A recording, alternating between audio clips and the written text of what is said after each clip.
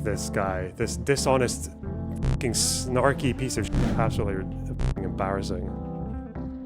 Why is he doing this? Why is he like literally going to Dylan to shit on me? Why is he doing this? What the Dylan's my friend, bro. Why are you going to my friend and talking shit like people do in high school, but they do it behind people, like behind closed doors? And what are the bets that the only thing about this trip he's going to talk about are the two people that he thinks are his strongest case, Elon Levy and Yishai Fleischer, because he wants to characterize the entire thing as a propaganda trip.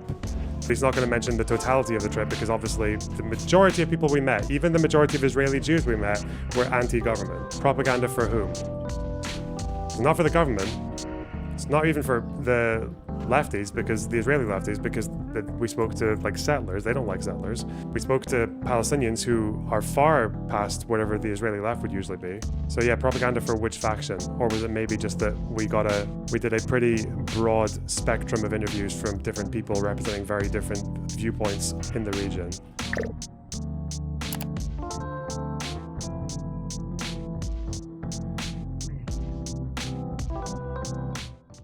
All right, Dylan, Vadim, go.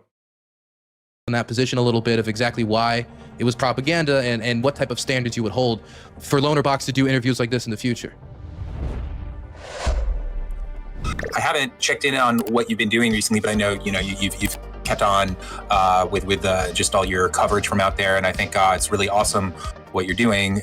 Just kind of having someone on Twitch who really has that sort of familiarity with the area, and just also, you just alluded to it, but I'm sure you're putting yourself. My understanding is that this was after Dylan reviewed my debate with Vadim about whether or not I was paid to do it, not even whether or not I was paid. He thinks I wasn't, he's conceding I wasn't paid, but he's saying it was a propaganda tour, that I did a propaganda tour in Israel. He reviewed that debate, saw Vadim fumble, and then apparently Vadim reached out to Dylan to talk about this. I think apparently it was Vadim's idea to talk to Dylan on stream. So I've been told. This might be false, okay? Someone can correct me if they know. But yeah, apparently this was Vadim's idea to come on and set the record straight on me, on your boy, which is interesting because Vadim and I have spoken in DMs and had like fairly heated but also like albeit friendly disagreements for quite a while. And he used to defer to me for history stuff until he realized that I guess I wasn't giving him the answers or the narrative that he wanted. But yeah, I don't know. I don't know why he's so invested in like, maybe he's doing it for his own closure because maybe he feels like he didn't do a good job defending himself. I mean, I know he didn't, but yeah, I don't know. It's bizarre. It's unhinged. The fact that he's going on here to do doing the rounds to set people straight about me. Whoa! Self in harm's way. Here and there, because he knows or maybe he knows that he can just talk to me whenever he wants. But okay. Often, and so I think that's really, really awesome, honestly. So yeah, I mean, I don't know why you would be so encouraged by me being in harm's way. I don't know why that would be so fantastic.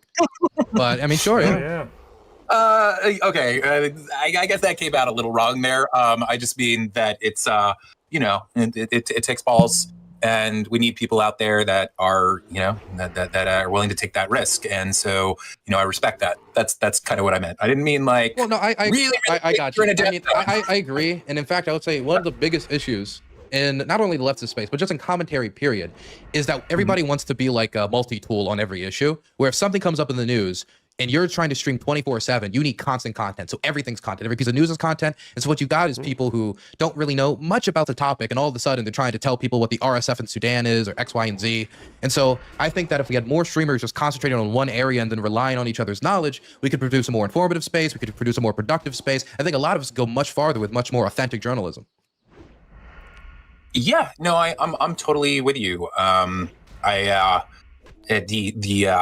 The kind of danger comes in with if somebody kind of gets captured somehow, either just kind of has like a kind of a cult mentality, or if they are like just being paid off, yada yada yada. But I'm sure I mean you know what I'm talking about. But ideally, absolutely, I agree with you. It would be amazing to have kind of a network of lefties. Hopefully lefties who are, just proficient with one thing. Unfortunately, that it's so counterintuitive to what I think the news space, or I should not the news space, but I just mean those who consume politics. Like I think overall, people want to see people who are talking about a whole range of things, and then you got your like Asmongold's who will talk about like the titty size of video game characters, and then also, you know, kind of talk about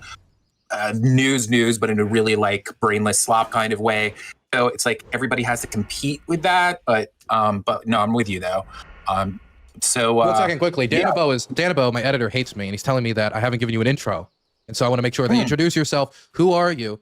I just want everyone to know I knew Vadim when I was in high school, not personally, but I was one of many people who got to know him through his lovely feline creationist cat back in the day, watching those skits and stuff. That was I wouldn't say it was a big part of my childhood, but I watched the videos when they came up in my feed, and that's how I knew Vadim, and I always appreciated that content you made back then. What are you doing now these days, man? Well, basically, I am going to be coming back to content creation. I basically about like 2022, the end of it was my last video, but I don't even know if I'd consider it like a real video. I mean, I did kind of put like a lot of effort into it. There's animation and stuff like that. But what I was basically doing was that I was basically kind of like just reaching out to my community and saying like, hey, I'm having like a lot of experience with like health issues these days. I think you know that to at least to a small extent. And maybe with, I forget exactly, like I probably maybe even said it like a bunch of times, but in the Lonerbox video, maybe I alluded to my sleep issues. They're no joke. I mean, it's not just insomnia. I have like kind of like these, sometimes they feel like seizures and it's pretty complicated. Don't need to go into it, but it's really like slowed down my ability to kind of just perform in a whole bunch of ways. And I think I'm getting kind of like used to it, which is why I think I'm getting back to content. But other than that, I'm a caregiver for my mother. She's 91 years old, and we're kind of like all the family that we have. Bear. So in kind of like there's that too, and that makes things challenging. Stop joking about it. But other than that, I've just been kind of very envious of people like yourself who are not in America to like you just can come watch. Here. I'll bring you. I can bring you up across if you want. Man, that would be cool as hell. I have responsibilities with my mom because of her advanced age and kind of like where she is.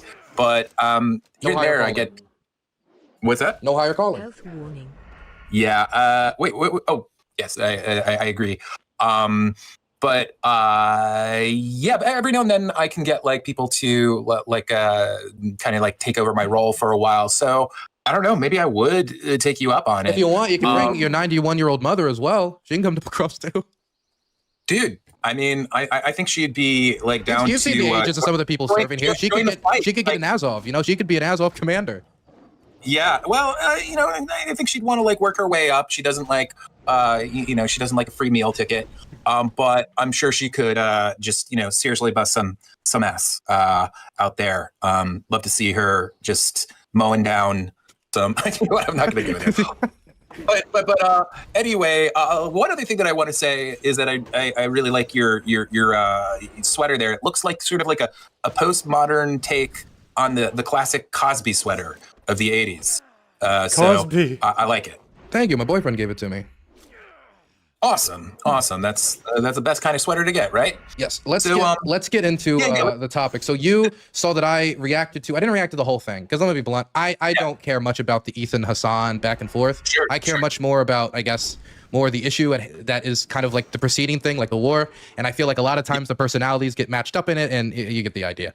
But there was a certain section of the conversation that I did find fascinating, and it was fascinating to me because I thought that it could put into question some of the work that I'm doing and in the way that I engage in interviews, from the critiques that I heard from you of how Loner engaged in those interviews and how it could be construed as possibly propaganda by him not confronting the Israeli far-right as aggressively in the interviews as you wanted. And so I was wondering if you wanted to expand on that position a little bit of exactly why it was propaganda and what type of standards you... Oh yeah, because Dylan gets accused of laundering the reputations of people like Right Sector, right? Because he did interviews with them, and similarly, because he wanted people to know what they believed, he didn't do it like a debate interview. He did it with as an interview to try and extract as much opinion from them as possible. So obviously a right sector person could use that as propaganda for themselves because it's like it's the footage, but bro, almost as if there's nothing wrong with doing that. Would hold for Lonerbox to do interviews like this in the future? Sure. Well, I would, and I appreciate the opportunity to kind of just elaborate on what I had to say. I think I kind of like put out at least like the seeds of my major points, but Lonerbox was apoplectic, and I was also just like getting close to brain broken at that point, with my sleep stuff. So it was definitely like, I don't think it was a very constructive critique. So I want to hit on exactly what you're asking right now. But first, I'd like to and this will be like easy to kind of make a transition into your question. Sure, take your time. But I just want to, I kind of like want to just lay out what it was that I felt like I was trying to say. That so basically, because like Lonerbox came in and his, the big issue was me saying that I thought that it was perfectly understandable for someone. Like, I do not think it would be a bad faith assumption for someone to think that both Lonerbox and Destiny were paid by Israel to go on that trip. Now, I need to make abundantly clear that this isn't some sort of like lame, beat around the bush kind of way of like being dishonest and like, heavily implying that this is the case, when I do not think that they were. I think that they were probably at the very least savvy enough to understand, that's just going to be a bad look if we're actually like paid in this scenario. And I do think that whether or not they actually like were even-handed or whatever you want to talk about, I think that like, I think that they, especially Lonerbox, because I have a little bit more like respect for what he does than Destiny. I truly do not think that they Are were you not a together. DGG? Oh yeah, no, huge DGG orbiter. No, I'm kidding. I'm not on to Destiny. Hope that's I'm sure you've talked with others that are kind of, or actually I don't even know, kind of like if you're still kind of close with. Our Chud Logic viewers welcome here. I watched you both and I accept it's a weird confluence. What do you mean there's a weird confluence? Me and Chud raid each other quite often. I've been a long-standing ally of Chud Logic, even if he says some mental shit sometimes. With Destiny in any sort of way, but the last time I talked to Destiny, I think was when I did the interview last year when I came back. Although I know that like shitting on fucking trans people and shit like that is a lot more acceptable in his community, so you can't bring that stuff over here. We still have our rules, right? From the war about the war. I think that's the last time I talked to him. Yeah. Was that on their podcast with Dan Saltman? That was my Discord. What the fuck? Health warning. Ooh. I think I did a podcast after, because there was two podcasts. There was a first podcast which I forgot what it was Health called. warning. Somebody will remind me in chat. Way. The second one was anything else, and I did go on that one afterwards, Not which this was. year. I don't think I was in the right state to be in that interview. Oh yeah, I actually saw a clip of you from that. It was this Bridges. really Sorry, continue.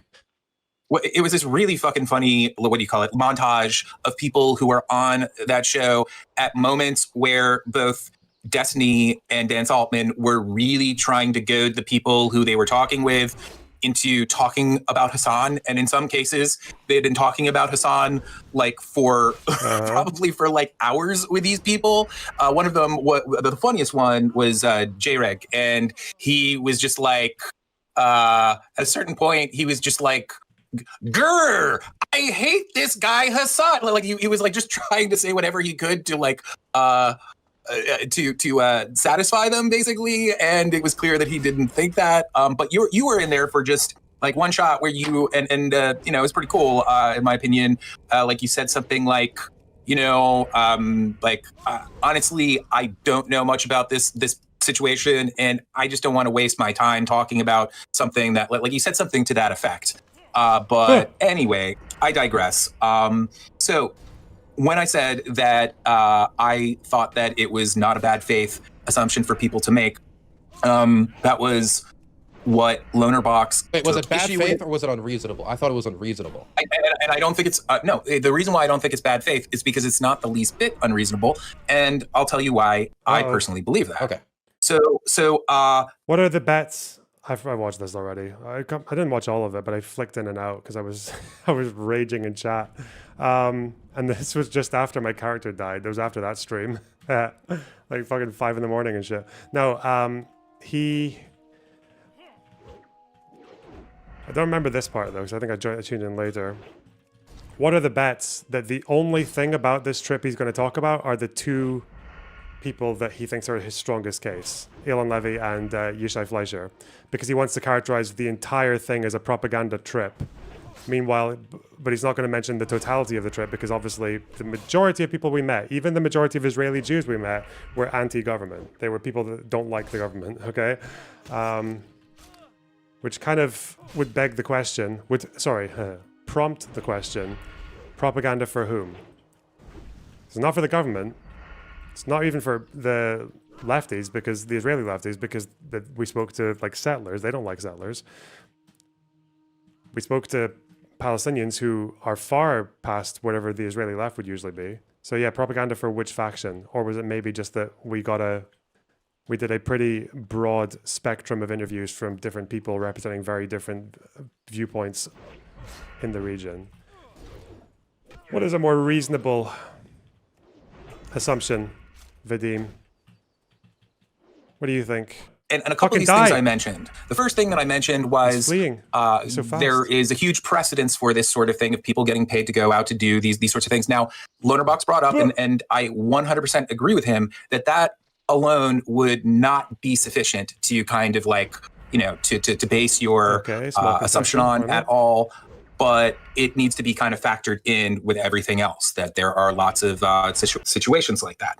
So anyway, the next one was, and I really didn't get to speak about this enough, but I think I mentioned the nature of the conversation that Destiny had with Elon Levy. Now, Elon Levy, do you know who that is?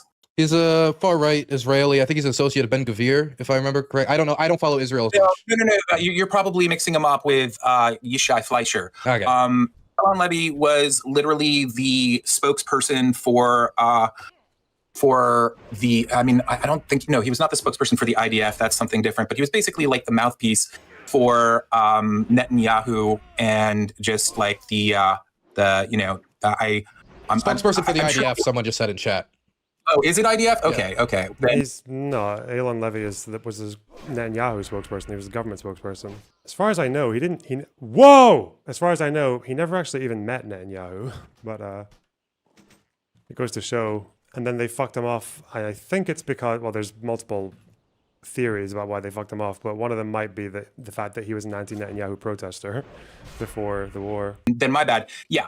And he was possibly the most visible spokesperson out there within the first 5 to 6 months of the conflict. And he was later fired. And I think by the time that, I could be wrong, but I think by the time that they made their trip out there, he was no longer that. But he's still, of course, all over kind of the network of. He's a big pro-right Israel creator and commentator. Yeah. And see, this isn't. I don't know how true this is. Within the context of Israel, was Elon Levy be right wing? Probably when he was being spokesperson, he was obviously being right wing, but his personal issues, I don't know. His personal issues to me sounded like Israeli center, but I don't know. Still very not wanting to concede shit. But yeah, he probably is more right than center. I don't know. And also, I have to say, I think that this man is just just a ghoulish fucking he has spread so much disgusting misinformation and you name it, all of the worst things that Israel had I want to know, because I've seen Elon Levy tweets that I know are unhinged, and he's held positions that I think are unhinged, but I don't know if. I do wonder if these guys actually know, if they could give any examples, what their examples are for Elon Levy. Israeli officials have spread and whatnot. He has, spewed over and over everything from the beheaded babies, well after it was pretty established that was not true. I believe he even brought that babies were beheaded months later with in a debate that he did with Mehdi Hassan. Are we gonna? I love it that that's a disgusting thing to say, that babies were beheaded, even though I think the autopsies found that an 8-year-old did. There was an 8-year-old who didn't have a head, who had their head taken off. They couldn't determine how, so there could have been a beheading, or it could have been like a mortar, or not a mortar, but a fucking RPG shot. But why is it so disgusting to say that like they beheaded a baby when actually they beheaded an 8-year-old or something? Okay, bro. One guy said he found one in a microwave. I'm pretty sure. Well, those two were false. The pregnant woman and the microwave thing was false.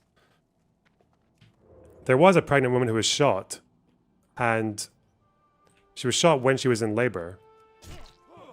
They didn't actually microwave a baby. Like that's one of the disproven ones. 100% true. Okay. If it's what I think it is, then I think you're probably bullshitting. But just in my opinion, one of the most disgusting people out there. So you get me, bad dude.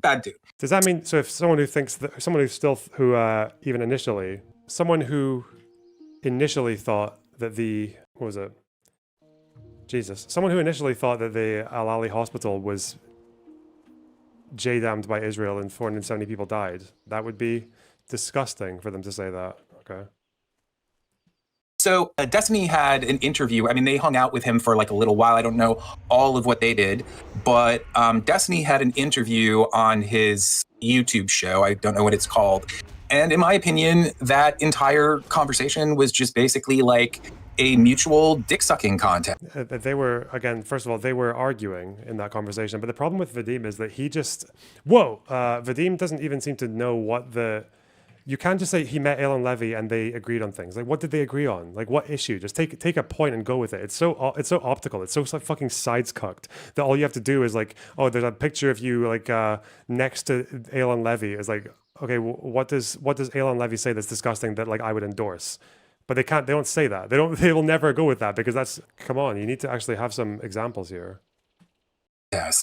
And I mean, yeah, Yossi Lando is a liar. Like Yossi Lando lied, Night Magnus. He lied about what he saw. And we know that because even people in Zaka said that he was lying. Like, he was disproven by his own organization. And was Loner there for this conversation? Loner was probably watching, but he was not being interviewed. Also, Stephen and Elon were arguing, if I remember correctly. Maybe he doesn't like what they were arguing about. Again, just give an example. Give an example of what they were agreeing on.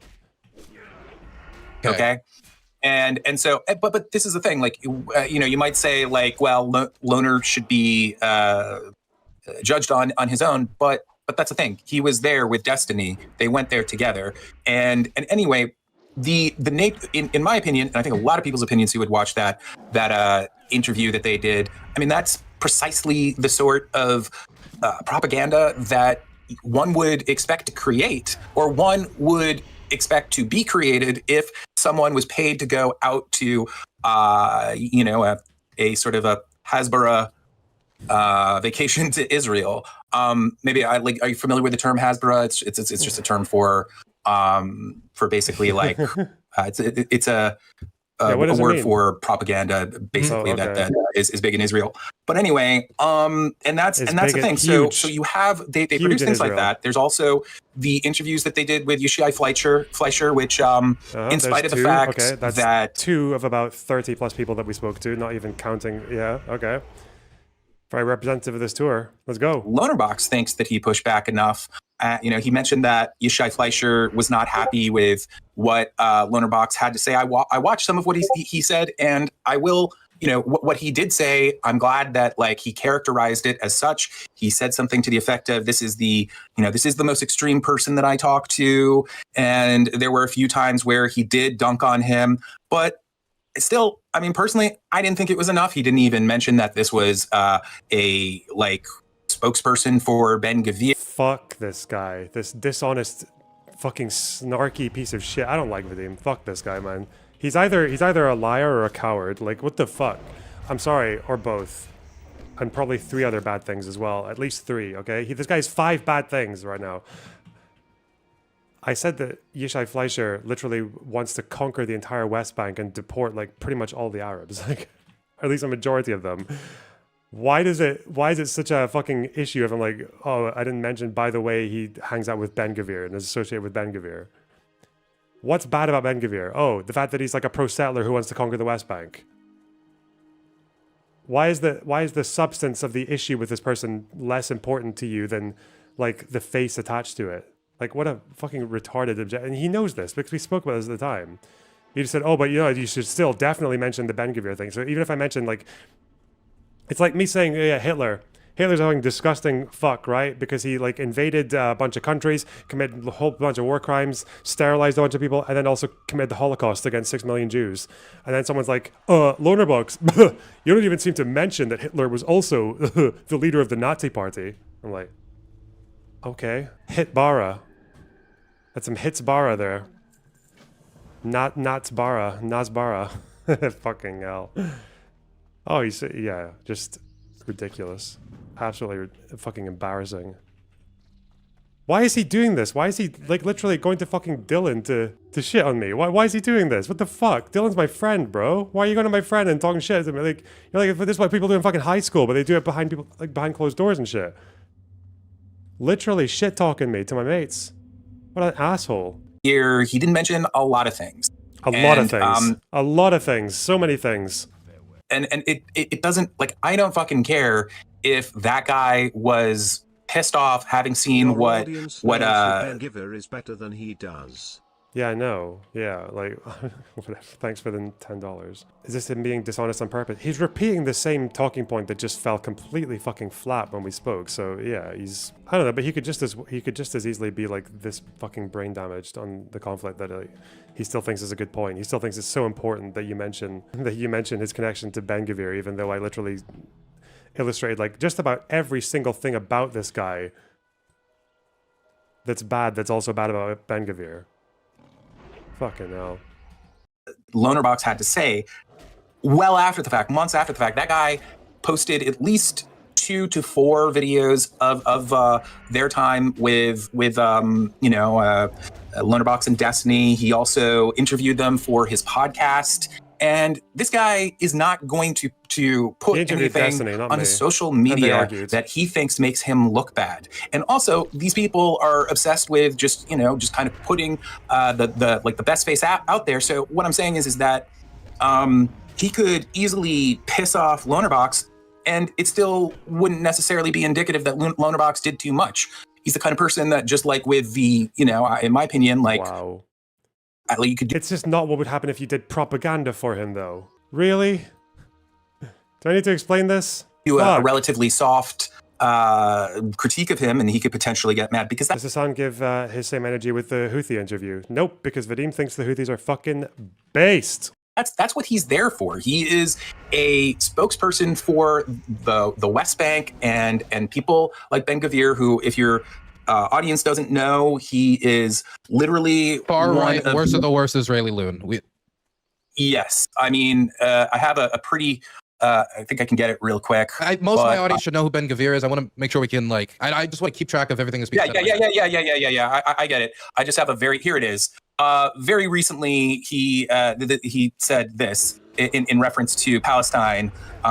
He said, annihilate, smash, eradicate, erase, crush, shatter, burn, be cruel, punish, ruin, crush, annihilate. And he was just talking about what should be done, further in Gaza. So yeah, worst of the worst.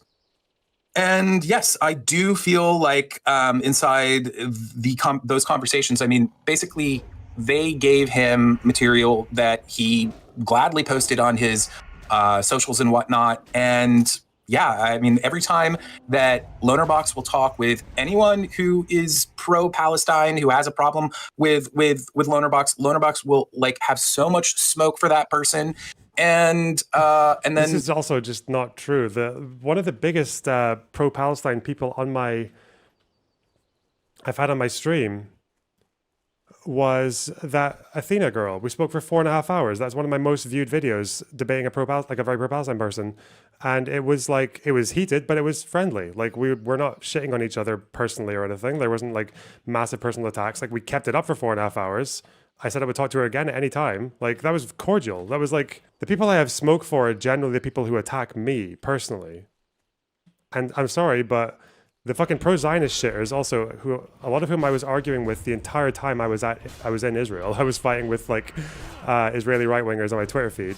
And Vadim knows this as well. He's just choosing not to mention it. But okay, again, this is not indicative of anything about my positions, or okay. You know, with these two people that you're talking about, they're just like smiling, taking selfies and whatnot.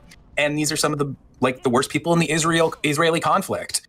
So yeah, my overall point is, where was again, he knows this because he's seen where was my smoke for Mustafa Barghouti? Like, where's my smoke for the people in the West Bank who were like saying fucking pro-Hamas shit? Where's my smoke for them? Why is Vadim so mad at you? Vadim is basically invested in this like standard, like very popular left-wing, like online pro-Palestine crowd that basically is so rigid and so all or nothing and so thought terminating and devoid of any like critical thought that they basically just see it as like, you either say the narrative that's exactly the same as ours, you say things in the same way that we do, you focus on the same things that we do, you don't attack the things that we don't attack, and otherwise if you do, you're a problem, you're against me, you're pro-genocide, you're pro-Israel, like all this shit. And that's what Vadim's fallen into. He's fallen into this fucking cult where people just uncritically absorb all these fucking insane positions on the conflict that's either is riddled with disinformation or exaggerated truths and everything else. And if you don't follow that narrative, you're fucked. You're bad. You're you're immediately in all the other crowd. Like it's maximalist. It's like absolutist. It's thought terminating. It's cultish. It's just shite. And he's unfortunately locked into this thing, which must be quite difficult for him because when he struggles to say things that I said that he thinks are mad or disinformation or anything like that, it must be quite difficult to be in that position, right? Where you think like what I'm saying is so horrible and my opinions are so fucked, but you just don't know anything about them. You don't really know, like you can't even name one example. Like it's really fucked up. Of course somebody's going to look at stuff like that and think like, yeah, this was probably a paid trip. Like that is just exactly the if those are the only 2 interviews they ever watch, even though Vadim says he's watched all of them. It's so dishonest, man. Guy's actually a slime. Fucking hell. Sort of thing that you'd expect to see. And he was there with Destiny. Destiny is just, he's so fucking like, just, he's an Israeli apologist. Worst of the worst. You know, you know this. He's one of like the most, considered one of the most formidable speakers on their behalf. And he makes a lot of like bullshit arguments. I mean, some of his arguments are just kind of like repurposed, like John Spencer arguments. I don't know if you know who that is, but he's just like the worst of the worst. So you're going there with this guy who has that reputation and you're partially creating stuff like this. Oh shit, yeah, Ray. People are going to expect that. They're going to expect that. And if he doesn't like the fact that people assume that, then, you know, maybe he should think about what it is that he's doing. Like, because it's just like, those are pretty normal assumptions. Last thing I'll say is if somebody is going to like, to his face, if somebody's challenged and is told like, oh, they were not paid for this, and they continue insisting that that's the case, then I absolutely have a problem with that. Like you need evidence for something like that. But what? Wait, hang on. What did you just say? And you know, maybe he should think about what it is that he's doing. Like, because it's just like, those are pretty normal assumptions. Last thing I'll say is if somebody... This guy he's a proper, like, this is what happens when you just read fucking snark Reddit and Twitter all day, every day. Holy shit. Like, I think, you know what?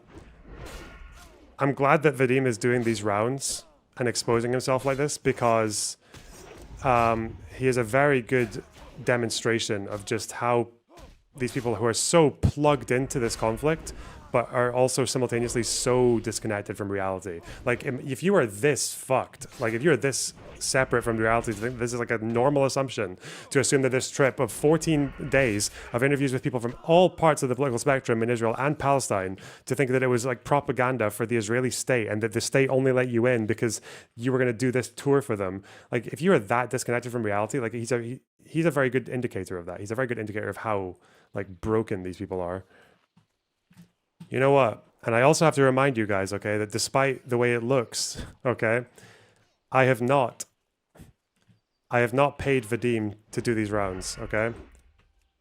As much as it looks like Vadim has been paid to do propaganda for me by behaving like a fucking buffoon to all these audiences, the transactions are not there. Sorry. Is going to like to his face, if somebody's challenged and is told like, oh, they were not paid for this, and they continue insisting that that's the case, then I absolutely have a problem with that. Like, you need evidence for something like that. You need evidence for the fact that we were not paid? What is he saying? He's got a problem with people saying we were not paid for this, and you need evidence. What is he? Okay. What, evidence for not being paid? Okay. Anyway, there you go. That's kind of like where I was coming from, all of that.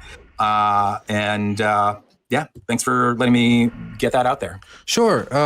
Let's there was a lot there, so let's try. I don't know if we should walk back or walk forward. I think we'll walk backwards. I think that'll be easier for me because I remember it more as a sound like. So for this idea that let's focus on if these people that they're doing conversations with are taking this content, before we get into like the content that was said in these conversations, and they're republishing them on their own networks. And for example, like you said, this guy, Elon Levy, right? I don't know how to pronounce his name, but he republishes content to make himself look good, to help his cause, to help the Israeli war effort. And your concern is that they are helping him make propaganda on this tour. He might have got his words backwards. Maybe he's saying that like they need evidence that we were paid, but again, I don't really care about, from Vadim, the disagreement isn't whether or not I was paid. The disagreement is whether or not it's a propaganda tour, because I know he can never substantiate propaganda for what faction, like which political ideology is actually getting propaganda out of this, because as far as I can see, it was none of them. They were all at odds with each other. There was all like different opinions from different parts of the spectrum. They were all kind of interviewed with similar levels of pushback, because that wasn't the purpose of the trip. Well, okay. Just leading people to come to this assumption. Now, if anything, the people who got the most pushback were the settlers, because I didn't really argue with fucking Mustafa Barghouti or a lot of the Palestinian people. I didn't really fight with them too much. Same with the Israeli leftists. Yeah, that was Fleischer, but yes, Fleischer, but I would assume that you'd think the same thing about the Elon Levy debate, or anybody that's going to be engaging with him that's a pro-Israel content creator is going to do this, essentially, right? You would assume. Yeah. There was just a difference between the nature of the conversations that they had. So my problem with this, even if I was to accept that they literally got steamrolled by the guy, and that he completely dominated them on both his platform, on their platform, and that they didn't have much resistance. I know so many people in the United States that publish like Russian propaganda all the time, and I'll listen to what they're saying, and I think, my God, this is like straight out of a Kremlin mouthpiece.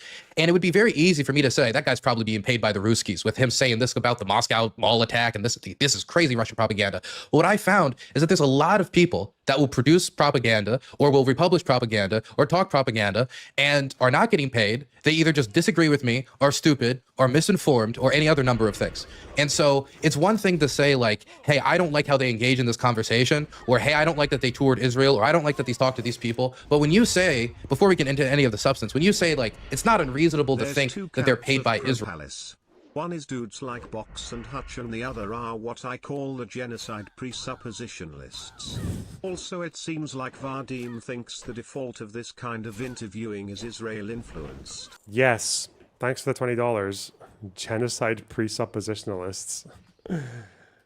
I've noticed a lot of debates go that way, as in like it's just taken for granted now. They just say, yeah, there's a genocide, like, yeah, stop the genocide, etc. Yeah, fucking. Whoa. Okay. Real. This is stuff that is a career killer for somebody like Lonerbox, right? If people believe that he's getting paid to have the beliefs that he has, nobody's going to support him, nobody's going to donate to him, nobody's going to follow him. They're going to see him as completely uncredible. So if somebody comes forward and makes a public accusation like this, or airs something like that, I find it as irresponsible, because you want to make sure that when you say this, that we know it's true. We know that Tim Pool was paid by the Russians. We know Benny Johnson was paid by the Russians. We know this stuff. And so when we make these accusations, I want them to be solid, because if somebody is being paid by the Israelis and we're crying wolf, what's going to happen is we're going to find out that so-and-so, Stephen Crowder, Ben Shapiro, whoever, actually getting paid by the Israelis or something. We'll find out some scandal if something like that happens, and we'll cry wolf. Right. Oh, what did I write down? Man, they're like, okay. Trying to think about how to, okay. So first of all, there are a lot of people who are paid by Israel to do things that have thriving careers. So it's not necessarily a career killer. But that said, I don't know, in a leftist space, when you're small and independent, I mean, we talk about people like Ben Shapiro. Ben Shapiro's backed by institutions. Lonerbox doesn't have an institution behind him. I mean, I don't think of Lonerbox or certainly Destiny being when it comes to the issue of Israel being anywhere close to meaningfully lefty. I mean, there's no way to kind of advocate to the extent that they do and be on the left. You don't think Lonerbox is on the left? Not Vadim's left. I think that he has a lot of other like points of view that are on other. Not the socialist Islamic fundamentalist axis. Definitely not that left. And that's the only left. Situations that are left. Everyone else is liberal, and liberals are all fascists. So go figure. But it's just like there is no left. There's no way to be left wing and meaningfully advocate for Israel. And wait, sure, okay, like question. And I want to say just real quick. I want to say just real quick. It's important to mention. Absolutely, I understand that probably Lonerbox does not would really object to my presentation of him there. He would say like, you know, a whole lot of things and probably get like pretty pissed off. But he'd say all kinds of things. Yeah, that's exactly what I think. And that's so I mean, I just, there is no like the entire society is so far to the right. And no, Eggy Von Turbo, stop asking me about breaking news, okay? Because now it's like, oh, people say that this many people got killed. Other people say no, not that many people got killed. Maybe no one got killed at all. Then they're like, oh, it was the IDF. No, actually, loads of people died, but it was Hamas that did it. I don't give a fuck. Okay, give it a day. Holy shit. I don't know why. How many times do we have to learn this lesson? Wow, breaking news, chat. Breaking news. Let's do the breaking news. Let me shoehorn the breaking news into my narrative and discount all the other information that's maybe contesting that. Advocating for them. I mean, it's just like he's completely what's the word? Just deny the genocide every step of the way. It's just like I think of being genuinely lefty as truly being concerned with human rights and just the like you know just the safety and welfare of human beings in general. And I don't think that he has advocated in a way that like really comes from a place of where if that's what you had you valued most. I don't think that like that we'd hear what we hear from him. So anyway, what were you going to say? What? Do you think Stalin's left wing? Do we think Stalin's left wing? Yeah, I mean, okay, this is not a good defense of me. What the fuck? That's the shit. Like, we're okay. What? Like, why is the important thing here being about how left wing you are? Why not just talk about positions? I don't really care what people like Vadim or anyone else think is left wing. I care about the positions. Why don't we just talk about that? It's not like left wing is not a proxy for correct, believe it or not. Like, and the more left you are, the more correct you are. I know these guys think of it that way, but why I don't care about the left wing thing. Why don't we just talk about what do I say that's against human rights? What do I say that suggests I don't care about human rights? What about that? Elaborate, Vadim. Health warning. I just want to know because like most people would consider him left wing, right? Because he's a communist, staunch communist. You could say he's an authoritarian left wing, that he can engage in human rights abuses. But I think someone could be left wing and think like human rights are even like kind of like a made up concept that they consider themselves mostly with the ownership of the means of production. Like so I would say Stalin's left wing. He's just authoritarian left wing. No. Yes. But I guess the reason why I'm kind of let me just go my follow up. The follow up is very important though. Stalin did recognize Israel. Recognized Israel. He backed Israel. And he was the first leader in the entire world to recognize Israel as a state. And the reason he wanted to is because he wanted a socialist Israel. He wanted a socialist ally in the Middle East. And at that time, like much of the Israeli movement had socialist leanings when it comes to like the kibbutzes or whatever. And so if Stalin can like back Israel in 48, its recognition as a state, even though, you know, Palestinians had been moved off of territories and stuff, you know, brutal stuff had happened at that point, and he can be considered left wing. If Stalin can beat that, I don't know how, even though I don't accept the fact that Lonerbox is just pro-Israel and that's how we would define him. Or MLK. If Stalin can have that position and still be left wing, I don't know how Lonerbox can't meet the standard of being not critical enough of Israel for you, but not being left wing. I'll tell you why I bother to make this distinction. It's because there are so many people within his community, within Destiny's community, people who I believe are either centrists on at like best centrists on the Israel Palestine conflict, people who are pro-Israel on the conflict, who look at them and think like that both of them are these like centrists. Like a lot of them just look at them as like, oh, they're enlightened centrists, and everybody else who talks about this this whole debacle, they're just crazy. They're They like are. super far left. And they end up thinking that it always blows my mind when people think that Destiny, of all people, is like anything close to pro-Palestinian. That's insane.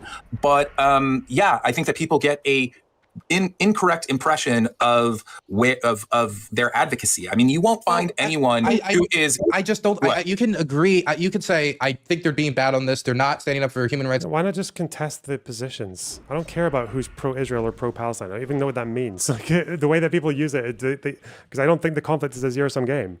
I don't identify with that at all. I think there have been times in the history where Israel's been more in the right, and there's been times in the history where Palestine's been more in the right. Like it depends on even today, there are certain situations where I think the Palestinians have more of a legitimate grievance or action than in other places. But it's just, yeah, I don't know, teams, I guess, team sports. Oppressor oppressed. Let's go. Move. So you can say all these things, you can be in your position. I just don't think it has anything to do with whether they're left wing or right wing. I meet so many left wingers. Chud's stream got suspended today for violating TOS. What? What'd he do? What was he wearing? What slur was he espousing? What transgender was he dehumanized? Oh no. Because I saw he had some Pride Month shit going on, even though I don't think he was actually, it might have been watching something, right? He might have been watching content that was paywalled. He said Hassan was bad.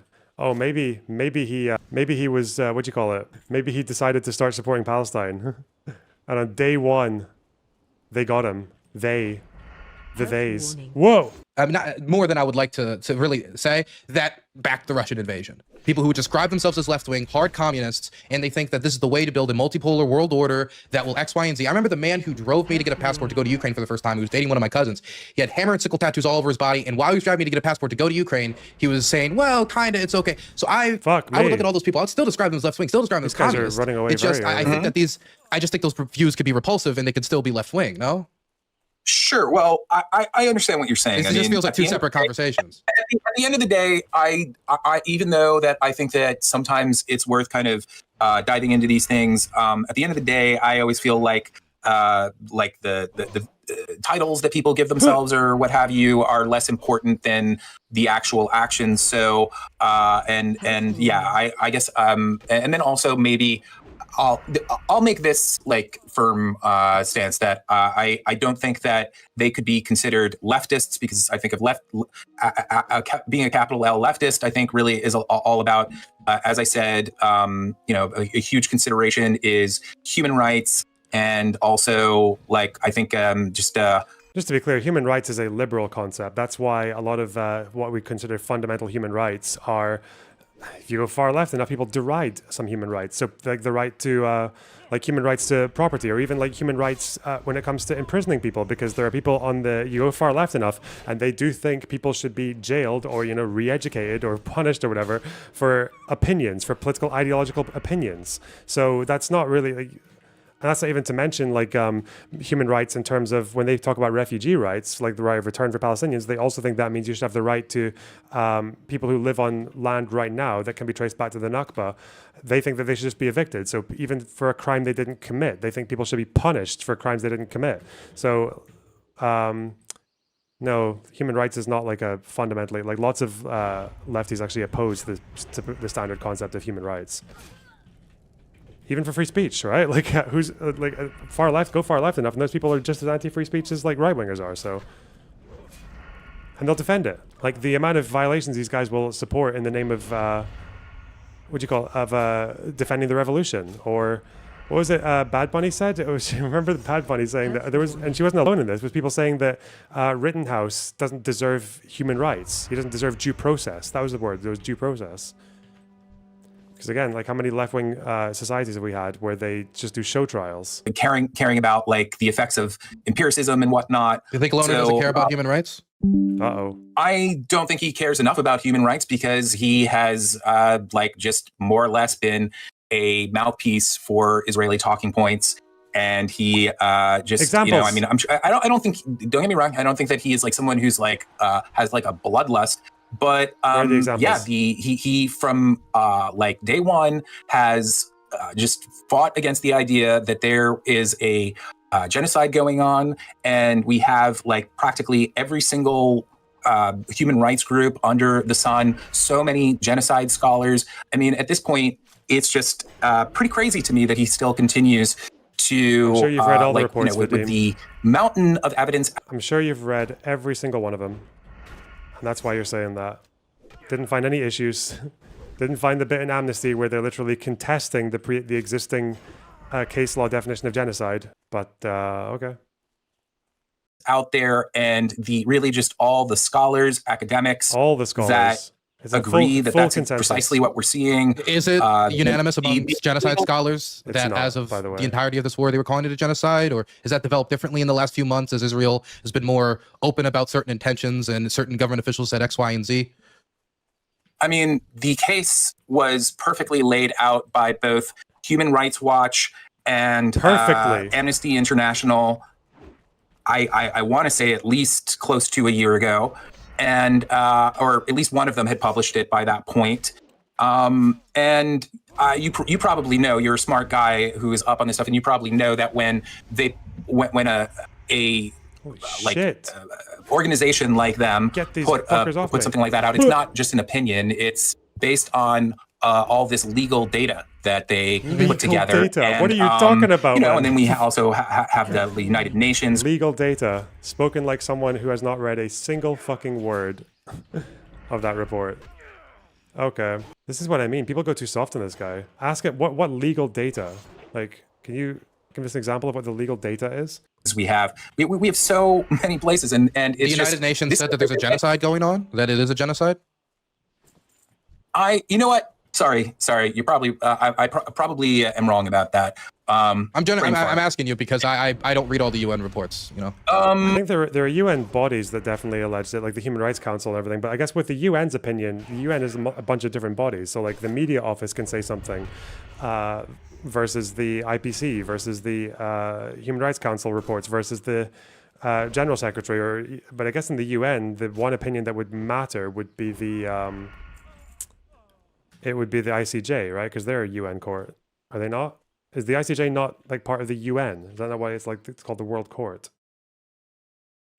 Maybe I'm not. Maybe I'm wrong about that. Is the ICJ part of the UN? Yeah, it is.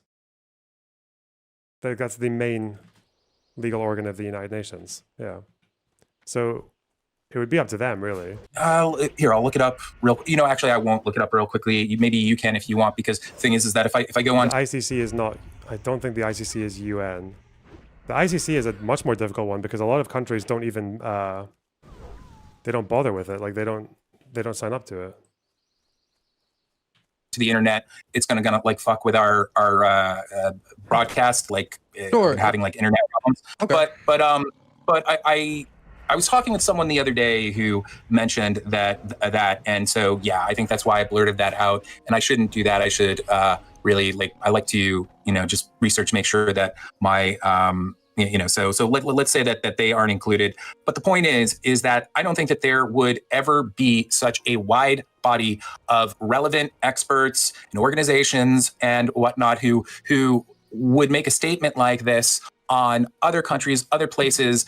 And Destiny and Lonerbox would refute them to the extent they have. And so whether or not he believes that he's meaningfully pro human rights and just kind of wants to avoid groups getting genocided and whatever he'd say, he's been working against it. And that's I'm sure that will piss him off to no end, and he'll probably spend a half hour just fucking saying whatever denialist bullshit he wants to, in response to this Give us an conversation example right here. But it's in relation to how can I do denialist bullshit? You haven't asserted anything. Give us one positive claim, apart from just saying, oh, all the scholars say so. Come on, tell us why. You think the reports are perfect? Tell us why. Tell us something about them that is convincing to you. I'm sure he'll just do denialist bullshit. Tell me something I've said that is denying an obvious fact about the war. Give me one. It's just I've seen so many people with far better grasp of the situation, kind of like take him down. Like, did you happen to watch the Chris Kunzler video on Lonerbox? Do you know who I'm talking about? No idea. No. You're literally like, you want to make content again? How the fuck do you think you can make content about this when you're just sitting here like, watch this YouTube video? Okay. I'll send it to you, okay? Sure, you can send it to me after. We don't need to go through the bullet points of his video, but if there's some points you want to bring up specifically from it. I mean. That's a good suggestion. I do. Dylan. My thing is here, fuck you. I remember going to visit Lonerbox in Scotland and going out. Dylan, make him reiterate a point from the video. Is Chris Kunzler a genocide scholar? Nope. He's a guy with a master's, I believe, in a Middle East studies course that gives you I think 100 pages of reading material about Israel-Palestine, and it's all from very, very far left authors. So sure, buddy. Out and looking, at the different Scottish castles and stuff, and it was a very nice time. And I remember having a conversation with one of his associates who probably knew much more about genocide than I did. And I was talking about the Russian campaign. I'm sorry, I'm comparing everything. I'm just comparing to what I know, right?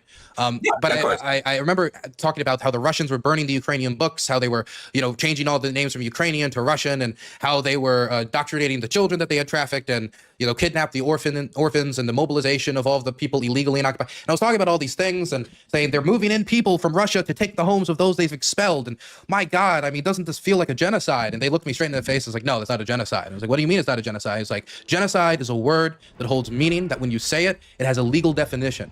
Maybe you could say something like there's a policy of cultural erasure and X, Y, and Z, but these things can be horribly evil. You can condemn them while also not meeting to these terms. For example, I am very confident in saying that there are people in the Israeli government who want to and are probably... I'm just remembering that conversation he's referring to. One of my, it's just knowing the person that he's talking about and the conversation and the way he just referred to that is quite funny. But no, it's true. This did happen. Yeah. Planning, or definitely pushing the government to engage in a policy of ethnic cleansing in the Gaza Strip, expelling the people to replace and take over the territory. But there is also a different standard between ethnic cleansing and genocide. If I said the Israelis are going to engage in ethnic cleansing in the Gaza Strip, it's horrible, it's awful, they shouldn't do that, but I don't think it meets the legal definition of genocide. Would that make me an Israeli propagandist? Well, I think what would make you an Israeli propagandist is if you actually looked at the legal case. Again, Human Rights Watch and I think B'Tselem also published legal documents. But we have legal documents from at least two of the world's most well-respected human rights organizations that have ever existed. And they put out a very compelling legal case as to why this is precisely what's going on. And I do agree, I guess technically there's a difference between there is a difference between ethnic cleansing and sorry, brain fart. Genocide. Genocide. Well, it's actually, I have to turn my air conditioner off in order to have these conversations, so it's slowly getting hotter and hotter and hotter in here. But those things can happen concurrently. And I mean, I'm sure you heard that they were basically cutting off aid recently to the point where if there was no intervention, they're starving them. 14 babies were in danger of dying. And okay. The fact that he doesn't even know that this was refuted by the person who said it. I love it how in this sphere, if you say 40 beheaded babies once, 48 hours or 24 hours after the claim went out, or if you just say babies were beheaded when you're actually referring to a child that didn't have their head, right? Or had their head taken off. That's we write you off forever. That's disgusting atrocity propaganda justifying genocide, manufacturing consent. But apparently if you say 14,000 babies are at risk of dying within 48 hours, that's okay. That's just a little fucking slip. Whoops. Or you just still believe it, and that's okay. Wow. What we've never seen this sort of industrial scale slaughter of such a small area for an incredibly long time with so many civilian deaths. The civilian deaths are we know that they have used a bunch of do you know anything about the Where's Daddy program? It's like an AI program that basically would follow soldiers home, and when they're in their there with their families, they would knowingly bomb them at that point and kill the entire family. I mean, the thing about Where's Daddy is, like, if you knew anything about international law, you would know that Where's Daddy is actually evidence against it being genocide, because the Where's Daddy is about them targeting soldiers in their family homes because they think that's an easier target. Like, it's easier to hit it. Like, it's harder because otherwise they'd be in the tunnels and they can't reach the tunnels. So them going for them when they're in their family home is like, that's when they're the most exposed or whatever. But like, the problem is that you can argue that that's like, and I would argue this as well. Like, if they're doing that, that means that would be disproportionate. Like, targeting, especially like a low level, like if you had a high level target, you can maybe legally justify taking out like quite a few civilians to get them. But if it's just like a low level soldier sleeping in their family home, or just even lying low there, even if they're human shielding, like targeting that would be quite easily a disproportionate strike. But that's still basically admitting that the targets are soldiers, that they're just willing to accept high civilian collateral to achieve it. But then that's if that's one of the reasonable assumptions as to why they're doing it, then that wouldn't be genocide. That would be literally taking it out of the genocide category and putting it into a different crime. Anyway, well done. I mean, I'm just, again, when I came here to talk, I didn't because I'm always the kind of person who think that conversation that I had with Hutch proves it pretty well. I definitely am not someone who, I'm not as good at coming up with any sort of facts that I either don't have at my fingertips or that I haven't reviewed a few hours before talking with someone. So I can make a much more robust case. So anyway, two points I just want to quickly say, and I'm not doing this to do gotchas. I'm just doing it because I'm a stickler, and I'm a stickler. I don't know if it is the largest slaughter for the smallest area, because I would think of Curtis LeMay. He really fucked up the Japanese, and those fire bombs and those wooden towns killed a lot of people. And so it is brutal. I just don't know if it is the most death specifically in a small area, because those wooden towns would burn one after the point. It is pretty heavy. I'm just saying, I don't know if it's literally the highest ever. And the other point, and I'm sorry, it feels stickler, but I just, when you go back in history, man, human beings have been bastards for a very long time. As for the other point, I think that no, real quickly, it's very important that I throw this out there. I meant in the modern era, we've never had a situation like this where it's just being broadcast day after day. We're seeing the dire effects of it, but anyway, go ahead. And the second point, I think the 14,000 number was rolled back. You think even Mariupol was. Anyway, whatever, fuck. And also Mariupol had far less of a justification. One, because Ukraine never tried to invade Russia. And two, Russia was not doing all that shelling because of an embedded tunnel network in the entire city that was used for military purposes. That's not... But yeah, these guys don't give a fuck about Ukraine. They don't care. It's boring to them. White on white violence. The official that made the statement said that technically wasn't true. And I'm really worried about the statement because the 14... You can go check it out, but the official himself said it wasn't true. But the thing that scares me about that is when you say a statement like that, and then the official comes out and says afterwards, I think I jumped the gun. It's going to be people are going to starve to this. It's just going to be over a longer period of time. I worry that this is just going to be chewed up by the Israeli information machine. So see, they're uncredible. Nobody's going to starve. It's all fake. Well, a few things when it comes to famine and any sort of situation like that, you have to operate from the standpoint of prevention, the whole point. I agree, but that's not what he was doing, though. He wasn't doing it from a state of prevention. He was doing it because he misread the data that he was given and turned it into this comical exaggeration. That's what he did. He misrepresented the information. Careful with our numbers for prevention, or we'll end up counteracting what we're trying to do. I mean, I don't think that I don't agree with you, because I think that Israel is going to do what it's going to do. They're not they're going to deny aid if they're going to deny aid, or if they're not. I don't really think it's not about whether Israel is going to specifically care. It's about Israel could make a better case to the world, a better case to the international community about these numbers not being reliable. Don't trust them. And when people are debating the numbers, they get to continue the attacks. And so if what you're saying is true, though, then why not it's 20,000, it's 30, 100,000. At that point, a higher number means more urgency.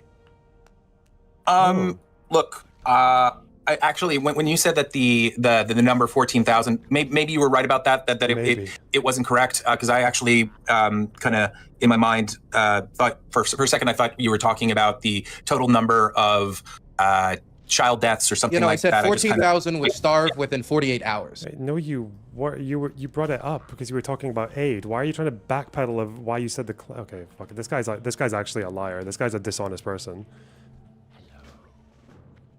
That's just him like trying to not feel stupid, but he's just willing to misrepresent the reason he brought it up for that purpose, which is so cringe. Okay, I don't know. I don't like this guy. I don't like him at all. Fucking hell. He's actually like a slime. He is a fucking worm. A writhing mollusk. They are like just murdering one by one. And there's all sorts of efforts that would, all sorts of things that they can't totally be counted correctly. I don't care if it was just like 500 babies and they said 14,000 babies. I mean, if I'm just being careful. It's just my platform, and I want. You don't care about someone who's in charge of is like a UN spokesperson talking about the situation with regards to humanitarian aid. You don't care about them lying about it. What the fuck? Okay. Wow. Want to be careful with the numbers. I agree that any baby starving is terrible. That is something. If there is a baby that's about to starve, move in all of the hamburgers, all of the food. I want the baby fat. I agree with that fundamentally. And even if I'm gonna steal some of it, still move the aid in, because at the end of the day, we need to stop the babies from dying. I agree with that fundamentally. I do. We have other stuff, and it's 6:30 a.m. for me, so I've been streaming all night. So I want to make sure we can get through some of these points before I pass out. Are you familiar with Fidias? The Cypriot MEP YouTuber who got elected to the European Parliament? No, I have no clue who that is. Well, make a long story short, he's a YouTuber, got elected to Parliament with like 19% of the vote. And since getting elected, he's let YouTube, the audience vote on different, YouTube poll, choose what I should vote on XYZ. But one position he's taken is that we need to just engage with more diplomacy with Russia. He went and visited Moscow during the Victory Day parade, and he said a bunch of stuff about the kidnapping of Ukrainian children, including voting against a resolution to condemn the illegal deportation of these children. And a pro-Ukraine journalist sat down with him to interview this guy, right? Now, this guy, to me, if you're going to vote against a resolution to condemn the kidnapping of Ukrainian children, he was one of only 3 people in the entire European Parliament to do it. That's pretty bad. That's pretty reprehensible. And so he sits down with this pro-Ukraine journalist, and this dude, in my opinion, he even went almost too hard, to the point where you got to let a dude talk if he's going to hang himself, quote unquote, right? But he went hard, aggressive, why are you okay with the kidnapping of children? Why you keep supporting it? Super, super aggressive. And after that interview was done, Fidias took clips from it, the best clips he could manage from it, and edited it out to make it look like he was answering stuff reasonably, that there was no good response from it. And so my takeaway from that is somebody will make any interview, no matter how bad it is for them, they're going to spin it. They're going to spin it no matter what on their platform. And so I agree that the substance of the interview matters, but no matter what, they're going to try to say, look, we went and we faced the ideas, we were better. So, I mean, I do think that you can interview these people, and they're going to do this no matter what. It's just a question of when you publish your content, whether they think it's substantive enough. Well, all of the clips that I told you about that this guy, Yishai Fleischer, posted, they're all just it's all unedited footage. I mean, maybe it is edited. One of them where they if it's a clip, it is edited, right? It's an edit of one specific 1 or 2 minute section that makes him look good. There's one clip where they are, I believe, in Hebron. I'm sorry if I'm mispronouncing that. And they are basically overlooking the city. And it goes on. Is this the one they released yesterday, or the full version of, I think, on their channel? The one where they're it's him, Loner, Destiny Loner, and this dude. They're overlooking, the West Bank, and he's talking about settlement policy and why he believes they have a right to Judea and Samaria, quote unquote. Is this the one? I haven't seen the rest of it, so maybe it is.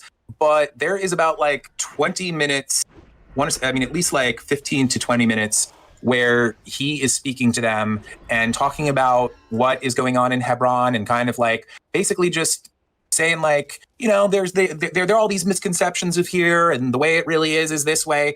And I'm not an incredible authority on what goes on in Hebron, but I know that what was happening at that time was far worse than he was putting it. And just I watched that, and they were just kind of sitting back. I don't recall. It's possible maybe there were one. Again, you're looking at footage that's not taken for my channel. This is from the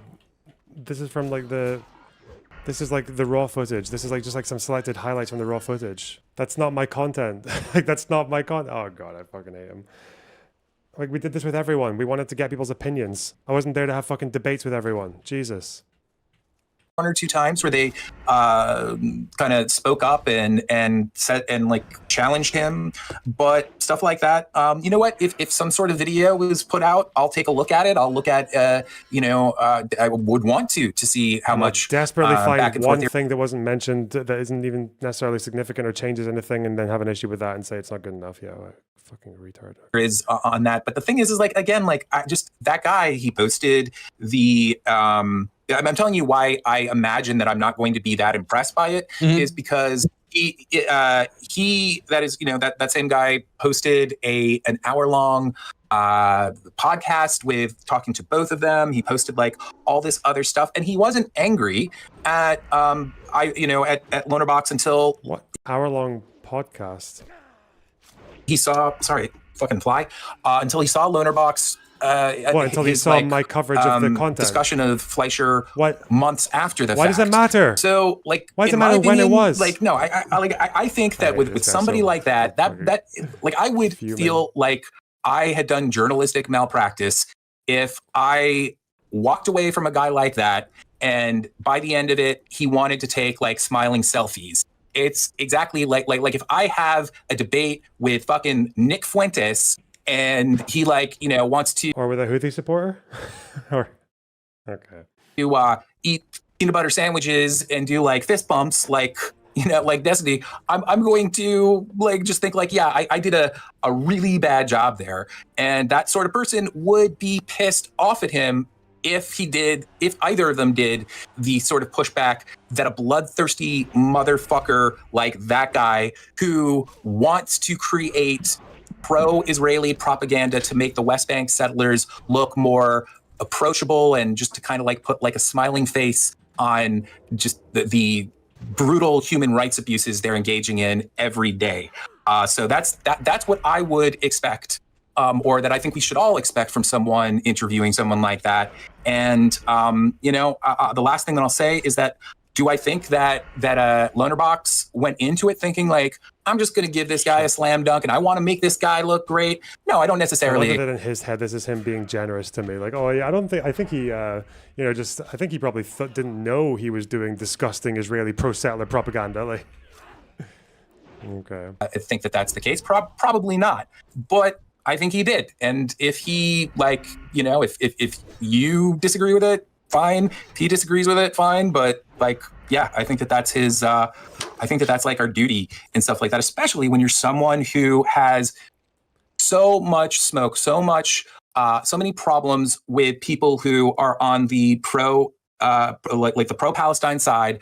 And immediately, whenever you have a conversation with someone, it blows up into just this shouting match. Come on, just why is it that your coverage of one side is so fucking gregarious and you can end things with selfies and whatnot, and the other one it's like that. There's something going on there. So that's how I look at it.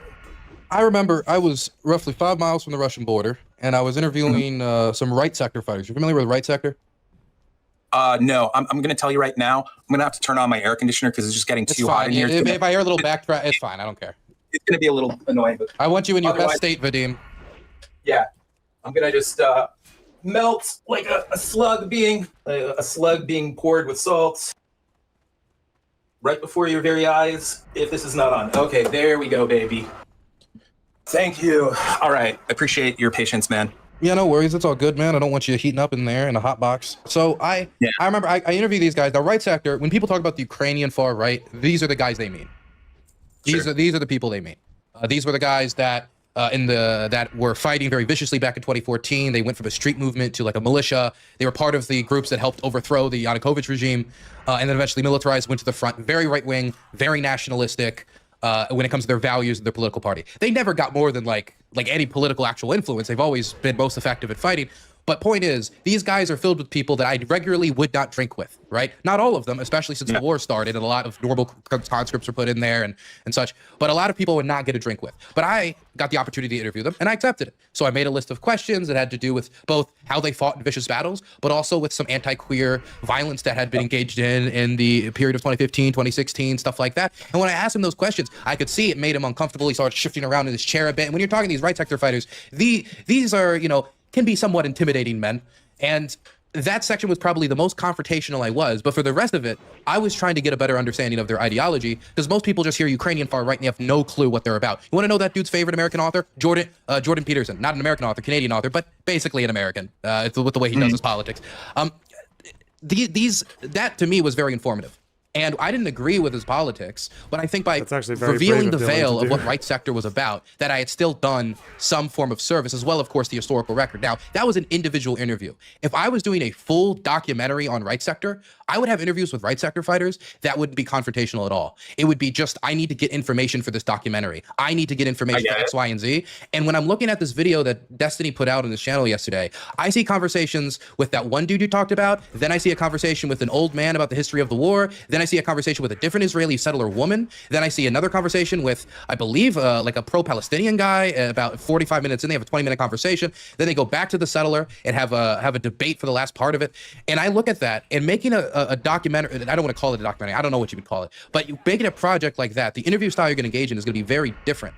And so if you're doing a piece like that, it's going to be a lot easier to take 15 minutes out of it, where they're just deriving information from you and making it look like, hey, look at this guy. He's a pro-Israel propaganda. Or, hey, look, these Americans are weak when it comes to confronting our propaganda. But when I look at the full picture, at the full piece all put together, it's, you don't need to agree with every part of it, but it's not just, hey, this is hardcore Zionist XYZ propaganda. And so I just want to say, like, are you having that scheduled talk? Nope. He's not going to say yes to it. He's just not going to. He's literally, and what's really annoying here as well is that he's actually like avoiding me now, but asking to go on with people who are my friends, like Dylan's my friend, and this was Vadim's idea, just so he can try and smear me to Dylan's audience. Like, what a disgusting piece of shit. Jesus. Because, let's be clear, Vadim knows Yobel's channel. He's seen all of this stuff, right? He's seen the entire 2 weeks worth of stream highlights that he posted, okay? He's seen all of it, but now he goes onto other people's streams and says, yes, I think this was a propaganda tour because he met with, because of Yishai and Elon Levy. It's like, really? But you're also aware then, clearly aware, of the fact that the majority of people that we met on this 2-week trip opposed those two people. But you're not mentioning that. Like, how is that not dishonest? It's either dishonest or it's just too retarded to be nice to or to be friendly with, like, to associate with. He's either dishonest or he's too stupid to be saying anything online to anyone, anywhere. Like, fuck. Would it be impossible for me to make that right sector documentary? Okay, well, first of all, it's just sort of like a case-by-case basis. I do think that there's something said for what you're talking about. There are situations where certain types of journalism is done. There are also, sometimes there's different goals for different things. But the same, I was applying the same type of like you probably saw back in the day. I wouldn't expect you to remember them extremely well, but like some of my videos on Tim Pool, Lauren Southern, and whatnot, and also maybe some kind of criticisms I made of people like Dave Rubin and whatnot. And basically, in all of those things, do you mean Dave Rubin, the thought leader? I mean, the guy with all those high level ideas. Yes, that guy. Basically, a good portion of, maybe not a decent portion of my, of those videos talked about similar times where I thought that all these guys were, when interviewing certain people, just kind of like basically like creating like a, what they call what's the word? When you give somebody like a really easy interview, softball, right? And I'm just applying the same sort of standards to them that I have in the past. I will look at what they did with that Yishai Fleischer guy, but at the end of the day, The problem with Dave Rubin, by the way, is that Dave Rubin would agree with these people. He would nod along with them and agree with them, and he would not publish content after the fact outlining why he actually vehemently disagrees with them, because that would change things, wouldn't it? It would change things if Rubin took Molyneux on, did an interview, didn't really push back or affirm what he was saying, but just kind of listened, and then published something after the fact saying, like, listen, this guy I spoke to is kind of insane. Here's why I think he's insane. It is not analogous. I don't even know why I'm saying, like, why am I trying to convince anyone? It's just like, it's so obvious. It's like listening to, I should be grateful, actually, that Vadim is doing such a horrible job at making his case. Because otherwise I would feel quite betrayed by this behavior. We could take him out of the equation, and we could just look at the interview that Destiny did with that Elon Levy guy, where there was, you know, if you watch that, were there moments where there was disagreement?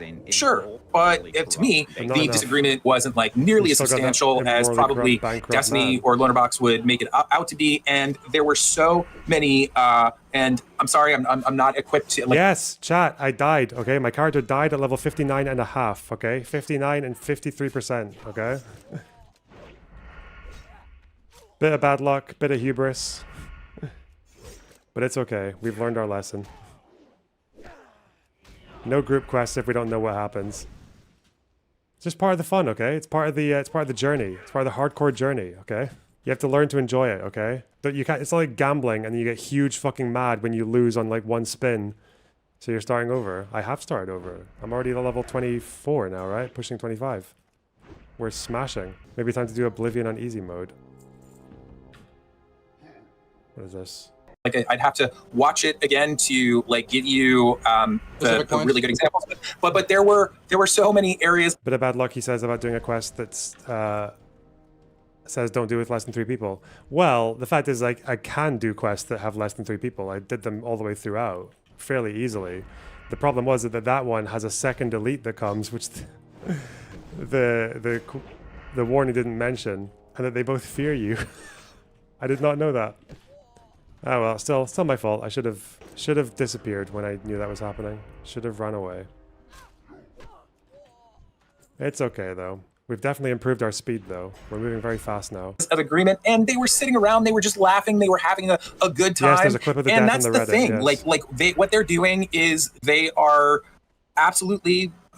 Destiny is making it's defanging these disgusting people, making it look like, oh, we can go out for beers at the end of the day with these guys who are totally defending and committing and perpetrating a genocide right now. It's really, it's just, it's gross. And again, that's exactly the sort of propaganda that I think that I would expect and most people would expect who, are further I don't know if you want to say further to the left, but who are like more pro-Palestine than the two of them. That's exactly the sort of thing that people would look at and think like, oh yeah, that's the sort of propaganda that Israel would want to make. And clearly it is, because Elon Levy wouldn't have had Destiny on the show to begin with if that wasn't the case. Or if he did,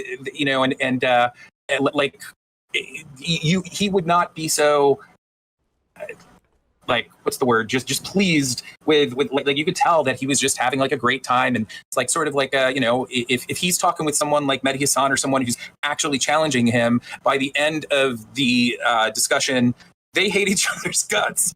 So and I think that like the reason why he isn't challenging these people to the extent that I would like to see is because he does have so much agreement with them, because he is sympathetic to this fucking disgusting genocidal government. So, I can't expect him to do something, that's not in his heart. So, yeah. I think that I agree that I probably wouldn't have taken selfies with maybe some of the people, but I also don't know how much I can even judge, because people took pictures with me with the right sector fighters. And again, it's a little different than the settlers, because the context of the war is different. There's a difference, of course. But I think, like in this instance, when we're talking about Loner, the interview or the debate, the Elon Levy debate that Destiny had, I haven't seen it. If I was to just take your word on it and say that he was not as aggressive as he should have been, he didn't critique him on a bunch of stuff, the dude got to say stuff. If I was to just take that at face value, Lonerbox being in the room I can't just put blame on what is he supposed to jump into the debate? Is he supposed to grab the mic? Is he supposed to?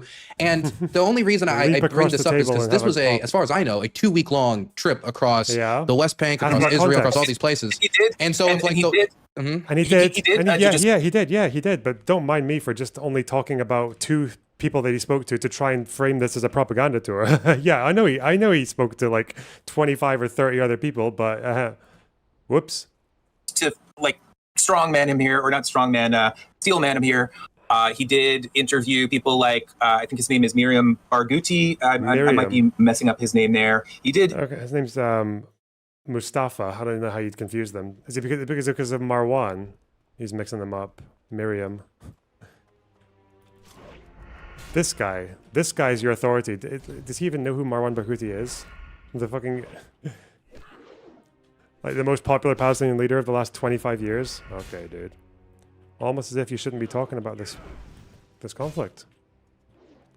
He sounds sleepy. No, this is his prepared talk. This was his idea. He asked for this one. He's doing this to himself. Falling on his sword for me, really. He did interview some people like who were genuinely on the pro-Palestine side of things. So, I don't want to act or put forward the the false notion that he only did that. Spoke with people. Well, you completely did until you were pushed back upon, you fucking rodent. But okay.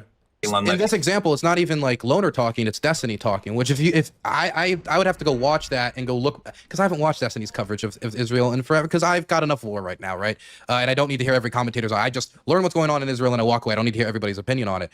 But like Loner was over this 2-week trip, and like I can understand you not having a good impression of that one conversation Destiny had, but a 2-week long trip, and the worst critique we can get of Loner is that he was in the room during the debate that Destiny had. Even if you don't think that's right, that nowhere meets the level of, well, this guy's a propagandist for Israel, especially since, like, as far as I know, Lonerbox believes settlers are military targets. Valid military targets. What Israeli propagandist would ever say that Palestinians can fire upon settlers, and that's legal by the laws of war? That's a perfectly valid military target. I don't know of any Israeli government spokesperson, or even people in the left-wing, more sympathetic Palestinian side, that would often say that due to fear of maybe some, retribution or something. Do you? In a very qualified way. I don't think you could just go into a settlement and just shoot any random person there. But like, if there's an objective, and if there's like a particular settlement activity, like blocking the roads or stealing like electrical lines or disrupting the Palestinians' electrical lines, or like burning down fields and all that kind of stuff, and definitely for outposters, then yeah, I think a level of violence can be used against them for sure. I think first of all, you should be allowed to fucking push them out. As an act of defense, you mean? No, I think if there's an outposter, I think someone should be allowed to turn up to their outpost with a gun and tell them to fuck off. And if they don't, then start shooting. Yeah, I think that's justified. Yeah. If you've given them an appropriate warning and everything, then yeah, get them out. Why the fuck are they there? Just a bit of fucking community policing. But I don't know. I mean, there are certain arguments that people like. Olive. How's it going? But before he was just an out-and-out Republican that people like Dave Rubin would trot out. Why are you dodging everything? No, but why are you dodging everything? I'm for legalizing weed. I'm pro-life, or no, I'm pro-choice and things like that. And I don't know if saying settlers are a valid military target is a little bit far off from I want low taxes, but I like weed though. It's I don't know. It's why would you use that? He's so fucking dense. Why? It's just somewhere, to me, it's somewhere in the same ballpark, because of the fact that, like, again, I will, like, totally, like, take an L on my, like, because, again, when I really come to talk about things, I need to kind of, like, go over my notes. I would be able to kind of, like, this is him with all the snark hot links and the Chris Kunzler videos in his fucking document. Jesus. In general, make a more compelling case as to why I view Lonerbox the way that I do. I'm going to send you that video by Chris Kunzler. Chris Kunzler has a PhD in Middle East studies, and he, I think he gives an extraordinarily large amount of evidence for his claims. He puts tons of resources, everything he referenced within the video. So I don't want to put you on the spot. Is there any specific critiques from that video of Loner that you can remember? Oh no, he must have. I Oh am no. like, I'm just like a blank. The thing is, I haven't watched the video, and I know the answer to this because unlike these fucking echo chamber dipshits, I'm just talking about Vadim and his crowd, not Dylan. Is that I have a community that is actually interested when people critique me. So I don't care for Chris Kunzler because I think he's just a dishonest, like boring fucking liar. So I don't really, and also he's very insufferable to listen to. So I don't bother with him particularly. But I know that enough people in my community did watch his video about me. The only thing that I seem to have said that was incorrect was that in reading that Patrick Wolf essay, I misread what he said right at the last sentence when he was comparing Gaza to the Warsaw Ghetto uprising. When he was comparing Gaza to the Warsaw Ghetto in 2006. And he's not saying that it is like that now. He's saying that it will become more like that in the future. It'll become like the Warsaw Ghetto. And that's apparently the thing I got wrong, was I thought he was comparing like 2006 Gaza to the Warsaw Ghetto. I'm not saying it's going to become. But I'm like, if that's what he was saying, that makes it worse. If you're in 2006 and your prediction for Gaza is that it will become like the Warsaw Ghetto, that's still fucked. You still don't know anything about Gaza or the Warsaw Ghetto if you think that. Even today, with what's going on in Gaza, it's still not like the Warsaw Ghetto. It's still not even close. Remember, in the Warsaw Ghetto, it took less than 2.5 years for them to kill like 95% of the people who lived there. 95, like, and this wasn't like because of any military or security operation or anything. This was just because they were Jews. That was it. It's not like the Warsaw Ghetto was some kind of like hostile entity full of fucking tunnels and rockets and shit like that. Oh God. But yeah, that's apparently the one thing I got wrong that's cited in the Chris Kunzler video. I think he also got mad because I told someone to kill themselves in my stream. So yes. And I know that because people, like multiple people in my community watched this video and like told me what his arguments were and told me which bits that they thought he and people I trust enough have told me things that he actually saw that I got wrong. That was it. Nothing, in other words. Okay. Should I be in this building? This building seems dangerous. Look, there's a dead person. No. Can't go in the building with a dead person. Fuck that. Do not do Tier of the Moons unless you're in a group of at least 3. Well, do you know who I am? Excuse me. You're telling me to not do a quest that might take 3 people? Uh-oh. Uh-oh. Right now because of the fact that like, yeah, this is here. Let me bring the video up. Maybe it has timestamps and it'll refresh your memory or something. Yeah. Bad look for me to draw a blank on that. Yeah, it is. That's just it's a pretty bad look. How I am with certain things. Like my short-term memory is unfortunately like just garbage. You chose to do this talk with Dylan. This was your idea, Vadim. Holy shit. Kunzler. Is he just gonna watch the video? No. Okay, here we go. So, he's like a new YouTuber, and so he doesn't put his videos into sections. But here, let me go through this. I don't recall. I know, bad look for me, but it definitely. How are you not in your head just like, why is this not gelling? Why do I think this guy has said all this mad shit and he's wrong about all these things, but I still just can't think of a single fucking example? Bro, you've had all the time and sleep in the world now to do this, by the way. It's so bad. Holy shit. What an F in the chat. What a massive fucking F. He wanted this conversation about me. Why? It's a good vid. You should check it out. I'll check it out when I have some time. I'll be traveling soon, so I'll download some videos. I'm sure it is when none of the fucking takes stick in your head. Come back and kind of substantiate this. You could remember your critiques of Dave Rubin from 2016, but you can't remember one from a video about me that you've watched and clearly are quite invested in. From a few days ago? A few weeks ago? Okay, sodium nitrate. Ooh. Uh-oh. Officer. Oh no. Why are they so fucking unstrikeable? Why are these officers like human meat shields? What the fuck? Argument more. Again, I like... Look at this chunk. If you want to. Yeah, I mean, or if you wanted me to, it's fine. But, and you know what? It's okay that you don't think that, you know, like, I mean, like, basically, I grant you that I should be able to kind of, like, come with like, more examples in order to persuade you. So I'm not going to fault you for just you know, like not take like it. I wouldn't expect you just to kind of like take my word on anything. But the last thing that I'll say is just that like, yeah, I mean, you mentioned like let's say that the trip that Lonerbox took, all of the ways that you have kind of put it into a different perspective and said like, you know, basically put it in a much more positive light.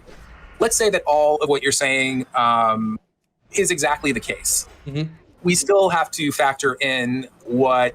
I mean, maybe I made this point. Sorry, I'm like getting a little tired, and maybe I'm like, yeah, but you know, like it's the like the trip itself mixed with the rest of his presence on YouTube, Twitch, you know, just the internet in general, having to do with the Israeli-Palestine conflict. Whoops. I mean, ask yourself this, okay? Ask yourself this. Like, come on, 1 point. He's got it.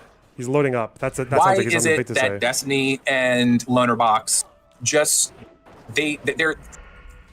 Can you name me people who are taken seriously in the pro-Palestine movement? I'm talking about like scholars. I'm talking about journalists. I'm talking about activists and whatnot. There's like, whoa, is my friend gonna die? The fuck? Show me people who like really what like there's consider no fucking them way they died. An ally. They're always, I mean, especially Destiny is, of course, always... They died. What did they... They jumped. Did they jump? My little friend. I was trying to... Oh, no. They died and went offline. Oh, my God. He gupped. I didn't grief. I didn't grief. They can't blame me for that. Oh, no. Oh, shit. What? You just let them jump. What do you mean let them jump? I can't rein them back in. I was trying to take the heat off. Oh no. Just as well. Maybe they forgot they were in hardcore. Did they jump? It looked like they jumped. I couldn't even see what was hitting them. I thought I took both the mobs off and they had their pet. Bro, you killed him. Oh no. Okay. Just Homer Simpson behind the bushes. Escape. Wait, what? Am I layered? Oh, okay. Fuck. Let's wait. Oh, God. Always the person who is vociferously debating these people. And so, like, you know, these people are representative of the overall movement outside of Gaza itself. And so, like, I just think that really says something. There is, like, when both Tim Pool and Dave Rubin were saying that they were, like, totally left-wing, aside from 1,000 other reasons that you could refute it, you looked around and all of their you know, compadres were right wing, and like the majority of the allies that someone like Destiny has when it comes to the Israel conflict, or I don't want to call it a conflict, but just what's going on there. You know, these are very pro-Israeli people or Israeli government people, and I don't know. I just like I don't think you ever see a situation like that where someone is meaningfully on either a centrist or on the side that they, you know, a side that, and everyone, the majority of that side is just very opposed to so much of what they say. Do you get me? Because I'm sort of like at this point. I know what you're saying. You're saying that the people of respectable, you know, credentials in the pro-Palestine movement, where are they saying on them? Like, why aren't they endorsing them? Why they don't seem to be behind them? Exactly. Okay, and I think my follow-up question would be, because like again, I'm more focusing on Loner, man. I know more about what's been going on Loner's stuff than I do about Destiny. So I'll just talk to Loner. Are there any pro-war or pro-continuation of all of this people that of like regard on the Israel side that think that Loner is like a valuable or a like knowledgeable or like he's a respectable person on that, like he's the person to go to? Because I mean, if I can't think of anybody. Wait, I'm sorry. What was the question? If the problem is that there's, and I don't know all the Palestinians that have talked about Loner, so I can't say. But if the problem is that Loner doesn't have Palestinians like vouching for him as a voice for Palestine or a voice like good on this on the war, then the inverse of that would be: are there Israelis or like pro-war Israelis specifically? Because if you're an anti-war Israeli, it wouldn't really count. That believes that Lonerbox is a reliable source, a good source, and he's the guy to go to. I believe so. Yes, I believe there are. When I Can't think of any see specific ones. just Any a lot names? of, Like any specific? no, but I take a very close look at the like people on Twitter and in the Wait, was Destiny. he talking about academics? Like, are there any intellectuals who support my work? What the fuck are you talking about? What? Like, because, yeah, I don't know if Rashid Khalidi is looking at my content and judging it publicly. Like, what the fuck? Or is he just talking about YouTubers? Bro. People on Twitter. David. Yeah. Adine. Adine does not agree with me. Adine's banned from my community for being fucking mental, but who are these academics who like Loner, bro? I don't know. Well, if I got Hassan's endorsement, I'd be fine. Because he's an academic. Wore a suit and spoke at Cambridge. Jeez. Community who, like, you know, a lot of there are so many accounts that There don't we use go. their See, we got Dante here with the 83.5% approval rating. Okay, and that's actually reasonable, you know? He is the Arab after all. Whoa, Dan Saltman. True. The great academic Dan Saltman. Okay, gotta be careful. their names or whatnot, and they like spew just really dehumanizing filth, and that, you know, in like towards Beautiful. like Give me that, if like I can.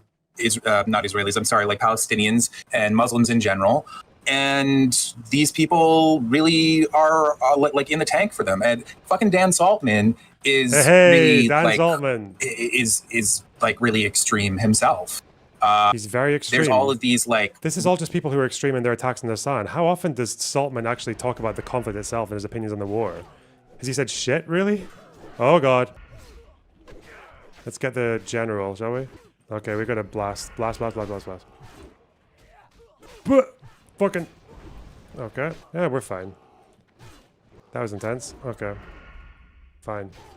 really incredibly like in my opinion just I'm sure there's Basically, tons of terrible. I've seen how accounts act. Oh my god, the accounts of this war on Twitter is just hate to an astronomical level. But like when we're talking about like the Palestinians, but these people but these people let me say that a lot of these people are have you heard of like the Taliban or the Hezbollah brigade? Al-Qaeda. That's What? no the Hezbollah with D. Yeah, there's this group. Yeah, Al-Qaeda. What? Oh, okay. Wait, I what's he haven't doing heard down that there? one. So yeah. Oh, okay. Sorry, too. When I am talking about these people, so a great deal of these people are in, you know, they're like in the Hezbollah brigade. They are people like they're mods, which you know, Dan Saltman made them mods. This is all okay. This is a conversation about me, by the way. We're still in a conversation about me and my community, but okay. The Hezbollah brigades. What did you what? Okay.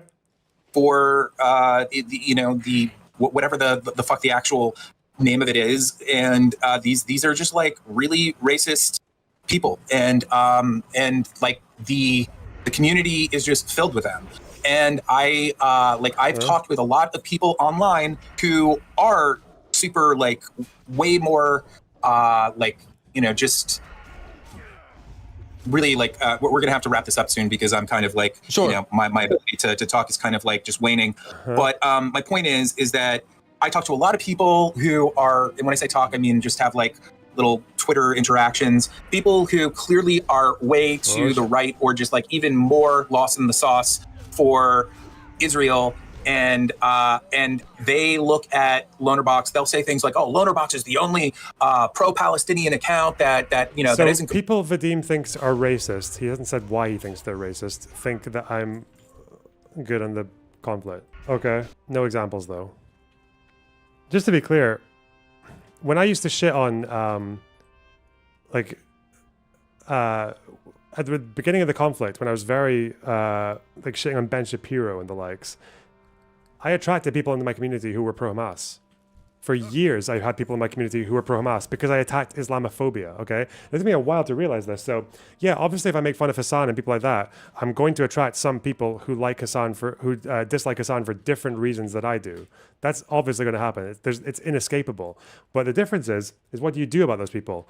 For me, if I have an Islamophobe, like someone who just hates Muslims or hates Arabs, and they come in here because they're like, oh yeah, because I like it when you shit on the Hamas supporters, it's like, well, they get banned. Like, that's the difference. So if some people have bad views on like Arabs or Palestinians or Muslims or anything, like dehumanizing stuff, but they still like me, that's not necessarily my fault. Like what would be my fault is how I deal with them.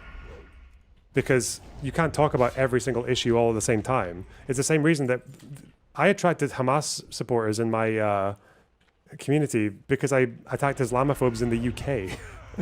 Because obviously some of these things do overlap, but if you monitor your community, that's what matters. Not what just because some people like some things that you say. It's a fucking insane standard to hold people to. Completely insane. That isn't completely captured by the woke left, or they have different ways of putting it. So they definitely see Destiny. I don't know if I've ever seen a DGG or say woke left, but I mean, that'll usually just be a combination of arsler. Uh-oh. Yeah, well, there are a lot of people out there who really, because, you probably understand, like people who loved Shoe on Head. There were tons of people who were alt-writers that loved Shoe on Head when she was even more. I mean, I never really felt she was. Vadim doesn't know about GBG. Yeah, he doesn't know about the GBJ. Sorry, he doesn't know about the gay baby jail on Discord, where it's actually quite easy to get put in there. It's not that you don't have to be that extreme to get put in there. Yeah, our mods are very fucking vigilant when it comes to people being sussy. Oh, is my goal not working? My goal's not working. Oh, it's 6 out of 10. Okay, 6 out of 20. Yeah, okay. It's just because it's showing 0 in my thing. Uber, thanks for the $5. Why won't you take responsibility for your content when Yishai said it's settling time and then settled an entire village you didn't push back? Well, he does have a gun. He did have a gun. Substantially left wing, but even when she was more forward facing, I get your point. Leveled again. I get your point. No problem. So when you ask me about Lightning the Palestinians where's the Palestinian reputable activists and such that are pointing to these people as sources, why would the comparison be anonymous Twitter accounts and not reputable pro-war Israelis or something? Why would because then you would just find Twitter accounts. I mean, again, I think Yishai Fleischer looks at the two of them as an ally. I mean, maybe he's changed his mind about Lonerbox at this point. But not only did they have all of those interactions, but I could be wrong. So he doesn't see Lonerbox as an ally? I think that overall, someone like him sees them as an ally in the sense that they kind of help bring people over to his point of view, and I'm not saying that let me sort of explain there. Well, it's just but their position is pro-settler. He believes settlers can be shot. I don't know how you wrap those things around each other as an ally. I mean, let me ask you this. Do you find it did you have I'm not saying that this is the only issue here, but did you have as much of a problem as I did with people like Destiny hanging out, having burgers with Nick Fuentes, actually fucking? I'm sorry that this is gonna getting into. I mean, no, I'm not sorry. Sex? God, this guy is he is fucked, man. This guy is fucked. He is so cooked. How far deep in the snark fucking Kiwi Farms hole are we now? Okay. God. Okay. They had sex? No. I'm talking about fucking Lauren Southern. I wouldn't usually be that graphic, but I think that she's just like that. I mean, she's fucking neo-Nazi. And it's just, I guess he didn't do that. Is that confirmed that he had intercourse with Lauren Southern? Yeah, I think it shows something about him. I think it shows. No, I didn't say if I said, is that confirmed? I hadn't heard that. Yeah, it is confirmed. It is confirmed. They had an affair, and this guy's doing their serious I wouldn't kind of blurt here. that out if it hadn't been confirmed. But it's just I believe that kind of what Destiny did with let's just keep it to fucking Nick Fuentes. Basically by hanging with him, laughing with him, fist bumping with him, all that. When he talks about preparing, his entire preparation for all this these conversations is just snark links.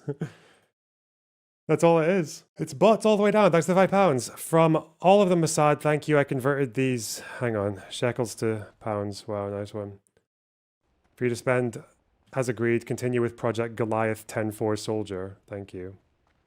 Taco Monster, thanks for the $2. I joined your Discord server. Hey! I don't know what flag that is. Uber, thanks for the $5. Why don't you take oh, I already did that one. Whoops. Lawson, thanks for the $5. Dan has said he doesn't care, and if he was in charge, he would kick out all the Germans and give it to the Jews, then the Pallies get Israel. Yeah, I don't get it. Like, it's because Dan attacks Hassan. That's what it is. Mono Chingon. Oh, yeah, we already got to that one. Whoops. What is this?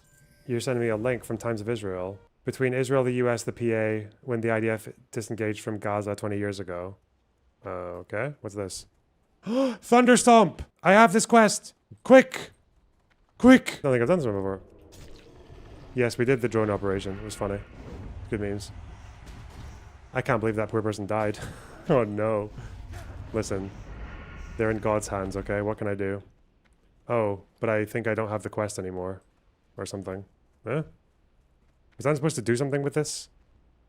Okay. Having burgers on a sidewalk and kind of like laughing when he made anti-Semitic memes to passersby who didn't understand what the fuck he was talking about. I think that you are seriously defanging someone like Nick Fuentes. You're giving the like impression like, oh, you know, this fucked up shit that they do, like it's not that big a deal. You can kind of like still like chill with these people, and I mean, I think that is maybe if like, you know, he was to like speak about Nick, maybe he would like, you know, in one instance or another say like, I only did it for this reason or whatever. But I don't know, that coincided with the internet embracing him so much more, and that's what this guy wants. This guy wants to like put forward a face to the world that they're not that unreasonable. You can hang out with them and just like, you know, just shoot the shit. And I can't believe Ethan Klein made Lonerbox make Destiny do that thing years ago. It's fucking unbelievable, man. This guy again. It's your this person is Vadim doesn't care about politics. He cares about drama. This is all like interpersonal drama talking points. Like, this is slop. This is just slop. He's slopping out. And like take like selfies and whatnot. It's just, you think Destiny's intention was to make Nick Fuentes' beliefs seem not unreasonable? Where's any of the contentions with any of my actual opinions, or even Destiny's of all things? Where's any contesting of any points? I don't know if that was his intention or not, but I think that, I mean, I'm saying that that the effect of the overall effect of the hangouts that he would have with him kind of just makes him look like his problems, or just the really horrible things about him look ultimately innocuous. He ends up being someone that, like, can, you know, in spite of all his weird hangups, you can party with him, and I think that's really socially destructive. So I think it's a little similar. And I think we're a bit off from Loner. But if I remember correctly, we are. Bring him back. Destiny's belief is that he likes talking to quote unquote interesting people, and he doesn't like restrictions on quote unquote talking to interesting people because he finds it interesting. He likes to talk and debate and stuff like that. And I think that probably he believed that he could debate Nick Fuentes, and by talking to him in that manner, eating dinner with him in these environments, he could maybe, I don't know if he thought he could change his mind, or he thought he would just like make those beliefs look bad. But I certainly think that he was friendly during the endeavor. They did have a falling out though, and I think that they really hate each other now. I don't really know for sure though. They do. And Destiny still does it with other people. He did it with what's his face, he's a really, like, I'm sorry, I almost never use this term, but this guy's like a piece of shit, and he's wow. Like a Nazi, but just a truly ugly dude. He had this comedy show called Million Dollar Extreme. Is this like Sam Hyde? Sam Hyde. He hung out with Sam Hyde. From my understanding, he later acknowledged that he was a neo-Nazi, and maybe they don't hang out now. But there's a lot of characters that he like hangs out with, and sure, I'm positive Destiny has reasons that he'll put out there for it. But I just I don't think that first aid manuals. It really Destiny has said that like Nick Fuentes, that he like resurrected his career. And yeah, so I think he did something really wrong. He said that he brought back Nick Fuentes? Yes. There's a clip out there where he says that. And I think it's undeniable that he did that with Lauren Southern too, and she really didn't meaningfully change like, you know, she still believes all Did of he the bring back great- her career? Yeah, I What mean, career does she have? You mean what career did she have? No, I mean, what career does she have now? Like, what career does she have? Oh well, she has once again kind of like just it was after that. Maybe you heard about the Yeah, I heard about it. I heard about it. You know. Yeah. So she's out. Like I'm assuming it has to do with that she just kind of like got out of the public eye once again. But he got her back on the map, and she was doing the rounds on like Timcast and she went on my show. She was on your show as well. Oh. Yeah, I debated her too. Yeah, sorry, Vadim. It's not our fault that people like you and all your friends and all the people that you look up to are fucking dog shit at defending any of their opinions in the face of people who don't agree with them. Yeah, sorry. Sorry that people like us have to do that. Maybe show us how it's done. Jeez, what is this? Where's the leading by example? Oh, I should take some of these things. Give me that. Hell yeah. And strength. Wow. Yeah, she went on Hippy Dippy. She was very whiny, honestly, because she booked to be on it, and then last second, like a week out, she says, "I didn't do enough research. I don't want to come on." And it rubbed me the wrong way because it's like, why would you agree to something you're not going to do the research? And then I go on and I do the show, and I'm doing it like normal. And Counterpoints, I don't know if you're familiar with them. Counterpoints. He starts without my ask. He starts messaging her like, "Why are you not here? You said you'd be here, XYZ." Then she comes on, and then she starts gracing us with her presence, basically like treating like her being there was like a gift. And I don't know, the whole time she was just whiny about it. I don't know why she was so whiny. She's a whiny person. Her and Counterpoints seem to be pretty tight. And like I don't think it's necessarily that bad that you had her on Hippy Dippy, because actually that to me that's fine, because you always have you would have had a decent amount of people there who were going at her throat, and that's really don't worry. Destiny was there to push back. Like in a debate format, I think it's okay. Like I don't want to say that like I don't think any of these people should be like challenged in any way whatsoever. I mean, I suppose that there are some people that like maybe we I would define like, I don't know, child molesters and stuff. Like I wouldn't want them to have a platform. And I know you have an extremely anti-child molester stance. So although funny enough, I have yet to be convinced of the alternative. I imagine that Destiny may not have known about this, but Sam Hyde, he has some problems in that. But I'm kind of kidding here. It is true that he does, but I wouldn't fault Destiny for not getting into that. Anyway, I'm pretty tired. I just want to say a couple of other things, and why don't I say like one last thing, then you say one last thing, and sure. Just do. But okay, so I guess like one last thought that I wanted to throw out there is that there is right now all of this hysteria, in my opinion, over Hassan, but a great deal of other content creators. You could take Hassan completely out of it. And the charges are these people are just, kind of just kicking up a lot of anti-Semitism. And I think like the overwhelming majority of these claims are absolutely baseless. And I think a lot of the people who make them honestly know it, but that's a whole other thing. And to me, it's like pretty amazing that that all these charges are made, and so much there's so much talk of all this, where at the same time, people like Destiny have had as we were just talking, like just now we're talking has this is just an anti-Destiny played such a huge role with chilling with people like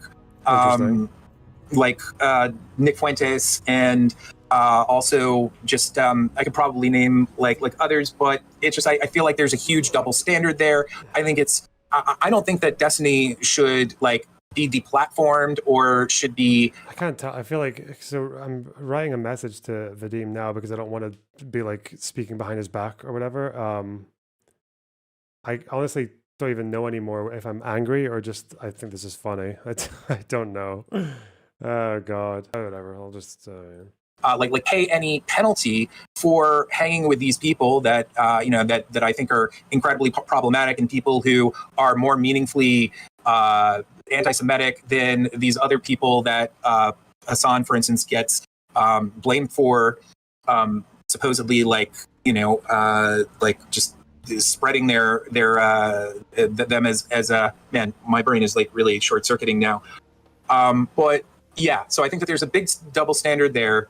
And then the last thing that I just wanted to say, other than thank you for having me here, is that just one final thing with Lonerbox. I'll send you that video. I think it's representative of a good argument or a good collection of arguments as to some of the things that I've said. But, you know, really the one thing that I came here to say. Please just watch this video. Please just watch this fucking hit piece by a screaming, dribbling fucking bedwetter that I can't even remember any arguments from. This guy knows Dylan's my friend, right? Like, Dylan's probably like the only person in the YouTube space I can actually say is like more like a friend than just like a work, whatever, fucking pal, all right?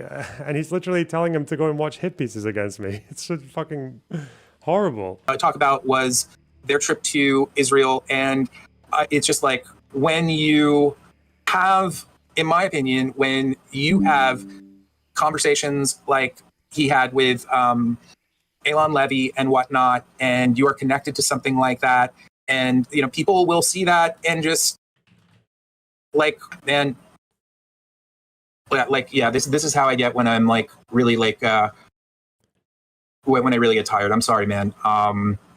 Yeah, you know what? I guess I'm making a version of an argument that I already made before.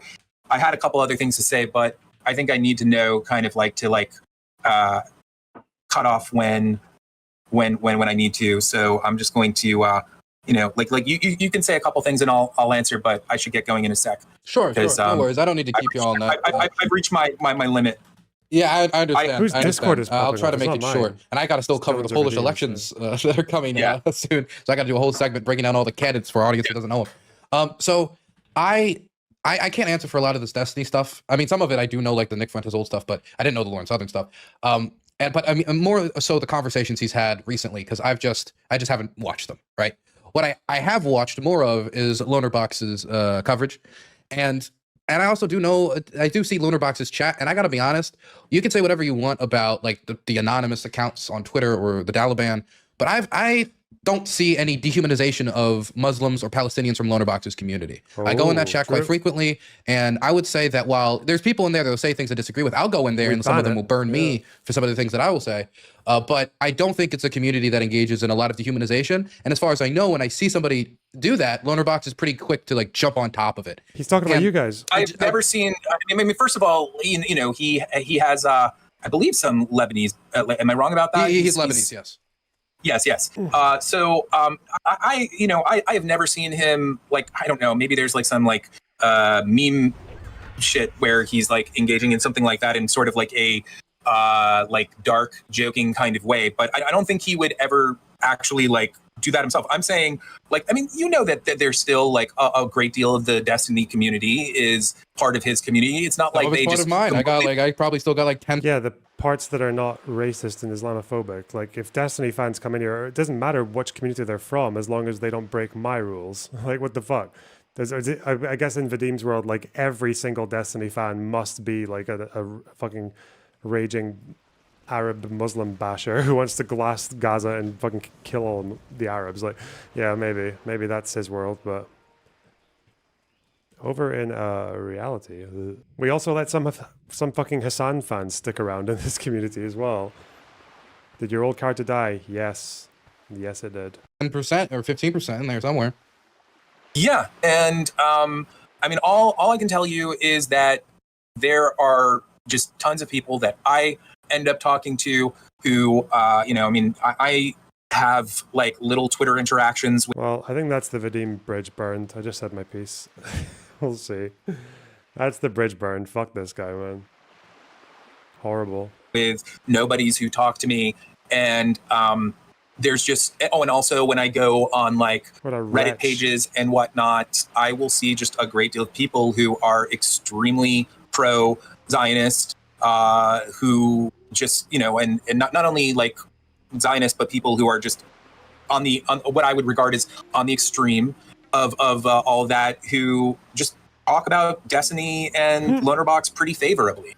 And maybe sometimes you'll see them say like, yeah, like they're Do you think this is? Yeah. So if Hamas says that the Columbia protesters and like the student protesters against the war are their guys, which they did do, Like at least one Hamas person did do this. What does that mean? That they're all pro-Hamas by that logic? They're all pro-terrorist. Okay, dude. Substantive based on positions or substantive based on parasocial relationships? And I think this is something we probably should have talked about earlier, because when, like streaming is a little bit different than like, this isn't like an academic setting where you're like, I hate that guy because he just made that academic argument in favor of this horrible thing.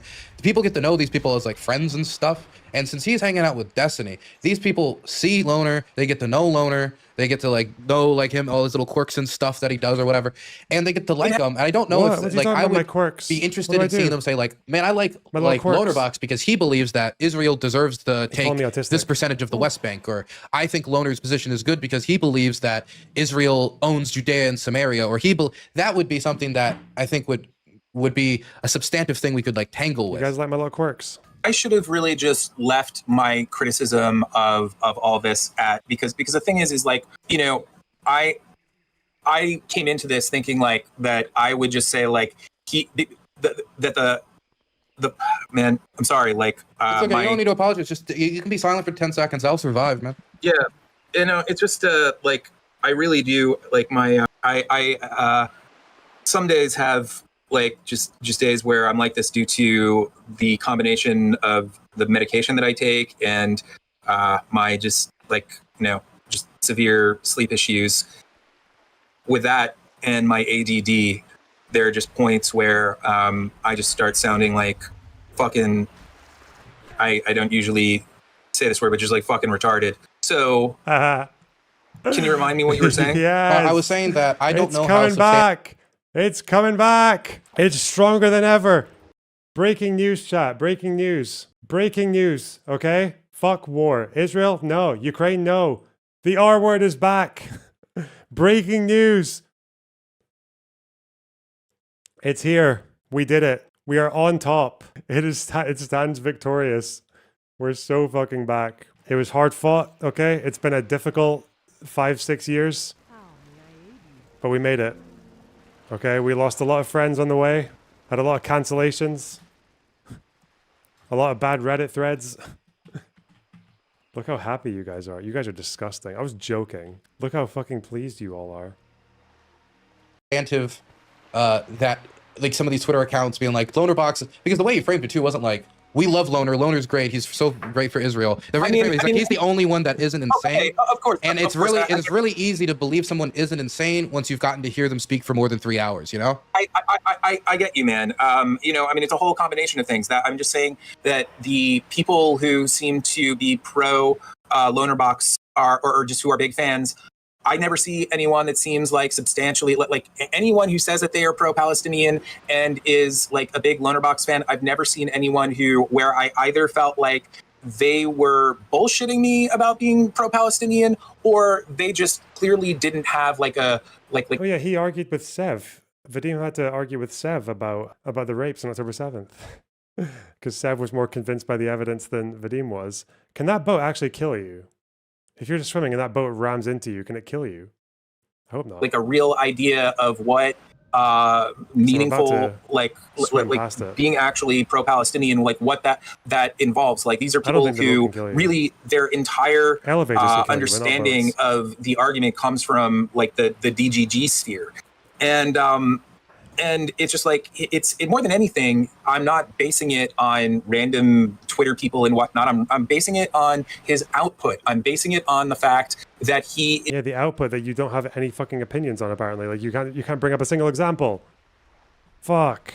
It's just a vibe. You're just vibing, dude. Is always in opposition to nearly every single, a person who is just like, a good authority on the matter. I asked him a few months ago, like, what do you mean a good authority? No, I don't. For example, whenever I usually to the fucking Zionist wankers in my chat, like I defend Rashid Khalidi to them, okay? Or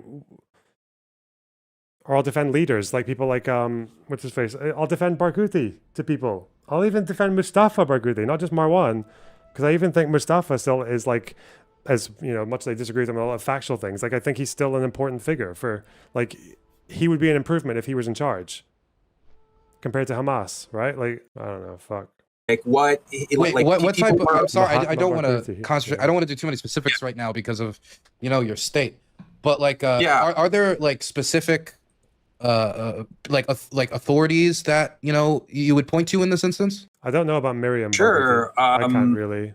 Right off the bat, like, I've seen him vociferously, like, just call people like Mehdi Hassan, like basically, like, I've never seen For what? Which disagreements? Because I don't agree. I don't disagree with Mehdi Hassan on everything. I do have a lot of disagreements on his coverage on Palestine. Just give me an example. Just give me something I said. What do I disagree with Mehdi Hassan on that you think is wrong? one that has had a debate with anyone who like with Destiny or like just like every single, like I've never seen him oh man, you know what, I need to, like, this is going to be memed too much. If you need to tap out, man, go to bed. Brain broken. I'll tell you what, I will I have like a busy like couple weeks, but at some point I'll check back in with you. I'm going to send you that video, and I'm going to, it's always good, like, next time we talk, let's just set a goal of the conversation being like maximum like an hour and 15 minutes, because sometimes I can go a lot longer and just be on point. Sure, I think it might also help if we had these points maybe written down in advance. So, we could go back to it and start. So, like, for example, if you want to bring something up from a video, you'll have the, like, boom, here you go. We can look at it right now. Sure. So, yeah, I mean, I'm trying to figure out. He's a debate self-immolator. Oh, no. I swear I haven't paid him to do this, okay? No, I did not pay. He's like the suicide bomber who just runs into the town square and the bomb like malfunctions and it just explodes upwards and only kills him. Oh God. That was, I think, Hamas's first ever suicide bombing. It actually did that. He died a shaheed. I don't know. I shouldn't really be upset. Like, I'm not. I always feel like there's a level of disloyalty that people engage in, or because someone that I consider, like, I don't know if I was ever like a friend of Vadim's, but definitely someone who I like used to get on with fairly well. And I didn't think he was ever in bad faith with me. I always thought he was a bit slow, but I'm patient. But yeah, at the same time though, this is kind of like, it's like positive PR for me. Because he's like a creator. He's a content creator. He's a public figure. This isn't just some random chatter coming in and having a go at me. This guy's got like a reasonably big Twitter account. He gets a lot of views when he's like talking about Ethan or Palestine and shit like that. He has a YouTube channel with like almost 100k subs. And this is the, and he's had a lot of disagreements with me. We've argued on Discord about shit for ages. He's had debates with me on stream, and he can't think of a single fucking thing that I've said that he would like think is reprehensible or like easily refutable or anything like that. He can't think of anything. The most recent messages in my Discord with him are me saying things that he disagrees with. Because I was commenting on his talk with Hutch, I think. Sell your junk. A vigil for the hostages was firebombed in Colorado. Breaking news, breaking news, breaking news, breaking. I'm not, you know what? Until further information presents itself, I do not care, okay? We'll cover it tomorrow. We'll cover it when there's more information. Who knows? What if they firebomb themselves, eh? You'd look pretty stupid tomorrow, wouldn't you? Not this guy. Breaking news, breaking news, breaking news. Kind of like with my limitations, kind of like how to I may just kind of make the decision of not kind of like going into debate arenas, because just like I do have these like there's certain days where I can these days where I can talk and I'm just like fine, and that I did what wasn't totally like this before, like on Hippy Dippy maybe I would have like a moment or two where I had like a brain fart, but I could just kind of like go. My ability to do that has diminished substantially over the past few years as my sleep issue has just kind of like persisted. But yeah, my point is that I'm trying to like figure out how I can, because I want to meaningfully engage with this aspect of the internet as I'm making new polished written content.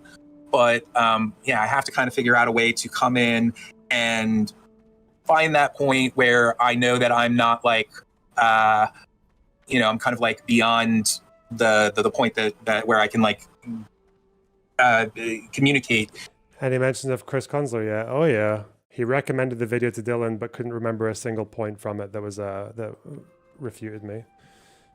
And it's funny because I can, even though I haven't watched the video, because enough people in my community watched it, and I heard the critiques and I had them relayed to me by different people because I was in my Discord.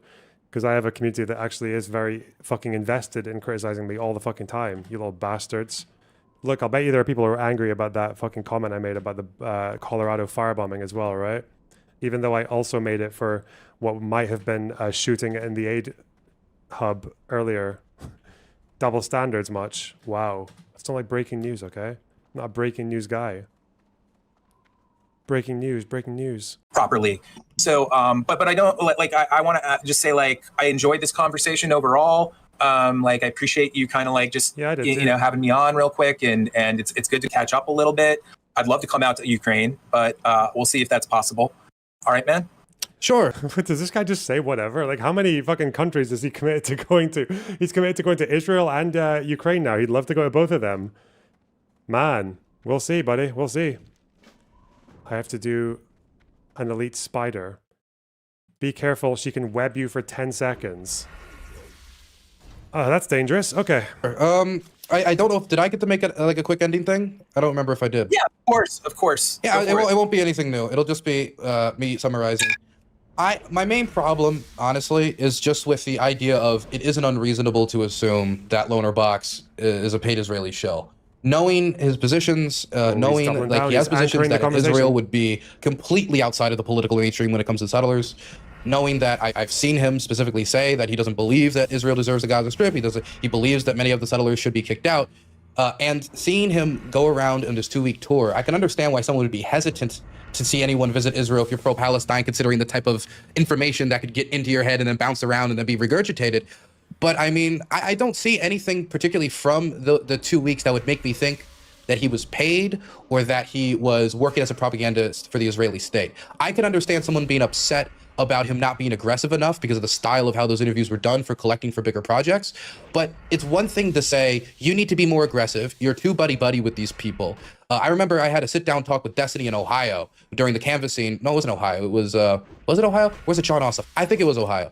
And during that canvassing, I had a sit-down meeting, talk with Destiny about his conversation with Ben Shapiro. I was like, dude, you need to be more aggressive with him. You need to be more aggressive with him on Ukraine. He's weak on this stuff. This is a guy that's supposed to, be like, we're so tough in America for pop. And now he's caving to like populist upheaval within his party and keeping his mouth shut on the war when 2 years ago he would have been completely different. And so I agree that you can like give critiques about the aggression and how these interviews should be done. I'll also say a formal debate environment is different than an interview for documentary or for research purposes. My only main point is it's one thing to disagree with how the interviews are done, but to even entertain being a paid Israeli shill when you're a lefty content creator who tries to present themselves as independent by people powered, that I'm not backed by big institutions. This is stuff that could, you might not think it's career. I'm just clearing a path to flee, okay? Because this guy can web you for 10 seconds. That's I don't have improved sprint or anything. I do have vanish, but they might poison me as well. We gotta be careful. Just murder all of the children. Little spider children. Oh shit. Oh shit. Oh shit. My only criticism would be that you didn't go to Nablus, Jenin, or Ramallah. We did go to Ramallah. We went to Ramallah, Dante. That's where we got the footage of the fucking torched fruit market. We didn't get allowed into Nablus because of that fucking settler hillbilly fuck, that cousin fucking warlord, that criminal warlord. But yeah, we did go to Ramallah, yeah. But it's certainly career damager. It's certainly the type of thing that would hurt credibility. And so I just want to make sure when we make these claims, like we don't do boy cried wolf, because if I'm worried that like when we find, oh, this person's paid, this person is paid, it's going to be treated like, oh, it's another Lonerbox situation. Well done, Dylan. And my response to that would be that bro, my side doesn't give a fuck about the truth anyway. We will literally smear everyone. It doesn't matter. We don't care about setting a bad standard for name calling, all that, because it's always gonna be the same thing. My side will be insanely generous to our own, completely uncritical, and we will be completely faithless to everyone else. That's. But I appreciate the attempt at charity from young Dylan here. The one thing that I kind of like, I came in here thinking like, this is like, I haven't kind of like prepared when it comes to pointing out specifics about Lonerbox that like, would make more of an argument other than like, I'm going to come in and just point out that he, every step of the way, has scoffed and ignored and just completely like deny the fact that there is a genocide taking place. And it's like this guy's really getting deep into the investigations now, had me dying. Yeah, well. At this point, he is overlooking so much scholarly, so much evidence. Overlooking. Sorry, I've read the reports, you haven't. Why would you even fucking pretend? Why would you even pretend that out of us two, Vadim, that you would be the one reading these reports and I'd be ignoring them? Holy fuck. He's just fighting with, like, it is so abundantly established at this point, and there isn't anyone who is, like, meaningfully pro-Palestine, who is, like, it's just when people say that it's a genocide, like even if you don't want to use that word, it's like large-scale mass industrial slaughter. It's just like they are shooting people in a fucking barrel, okay. And it's like the level to which he. It's like, how do I invoke the Holocaust without actually saying Holocaust? Okay, wow. Just like is constantly going against those who are like advocating for Palestine, and it just he is. Like, I don't know anyone who is really my only point in response. My only point in response to that, I just want to get to it quick, is even if I was to say that, you know, this is a condemnable thing for Loner to have not done, he could have had that position before going to Israel, after going to Israel. In fact, I think he did have the position before going to Israel. So I mean, that I don't know how that impacts like the paid element. Saying that when someone is like. Because I'll say this, okay? I think that the idea that he is meaningfully pro-Palestine in a way that is going to like just like I think it's a crock, okay? And so you think you have the perception. You know what? Fuck. You know, I thought that I could just go ahead and make this this argument, but. I'm just like, yeah, I can't. Man. You can wrap up. You can give a quick outro. I can't overcome my brain brokenness at the moment, and it's a shame because, you know, again, next time I'll have notes at the ready. I mean, I don't think that he perceives himself as in this way, but like he has just, you know, I mean, he has just really just put out a lot of like. Toxic misinformation, and like what? He like it's like 14,000 dead babies. Oh no, wait, that was you, Vadim. I never even said 40 beheaded babies. I never said that. I never said anything of the sort. What the fuck? Okay. If you can't get it out, I think it'd be better if you slept instead of like, you know, trying to get it because you might say something. Better if you had a single point that you could make. Any disinformation, because again, if I'm as bad as you're saying I am, like you should have things rolling off the tip of your tongue. I can't believe he wanted this conversation. Like, Vadim agreed to this conversation with Dylan. I think it might have been his idea. That's what I was hearing. I was hearing that it was Vadim's idea to talk to Dylan. The fuck? Okay. Yeah, bring Teuton in. Teuton's not even a creator. He can do better than this. Fuck. Ooh, barrel. Placed on top of the platform. Cool. Yeah, you're right. You know. This is yeah, no, you're totally right. This is like, yeah, this is the problem. I get to places like this where I'm just like, you know, like just brain dead, and I don't kind of like cut the cord. So we'll finish up right here, and thank you for talking.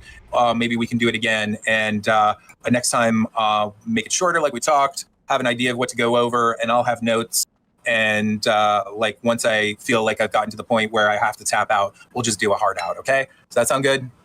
Yeah. Fucking stop, chat. Yeah, there was a terror attack in Colorado. Some fucking, was it a pro-Israel rally or was it a hostage fucking vigil and there was a firebombing? Listen, all we can say, okay, is some people are very much hoping that this perpetrator was white anti-Zionist and definitely has never said the word Jew in their life and can never be accused of anti-Semitism. And that hopefully it looks false flaggy enough that we can say it looks like one, even if we don't say it's one outright. And God forbid if they're a Muslim pro-Palestine person who actually doesn't like Jews and was in Hassan's Twitch chat yesterday. Okay, that's like, is that what do you want me to say? What you want me to say? It's a fucking breaking news story. That sounds good. If you want to, I mean, hey, you reached out, and of course, I'm always open to talk to just about anybody. So, man, if you just feel like on an odd day I'm streaming, you want to send me a message or something, like, my door's always open. Good, man. All right.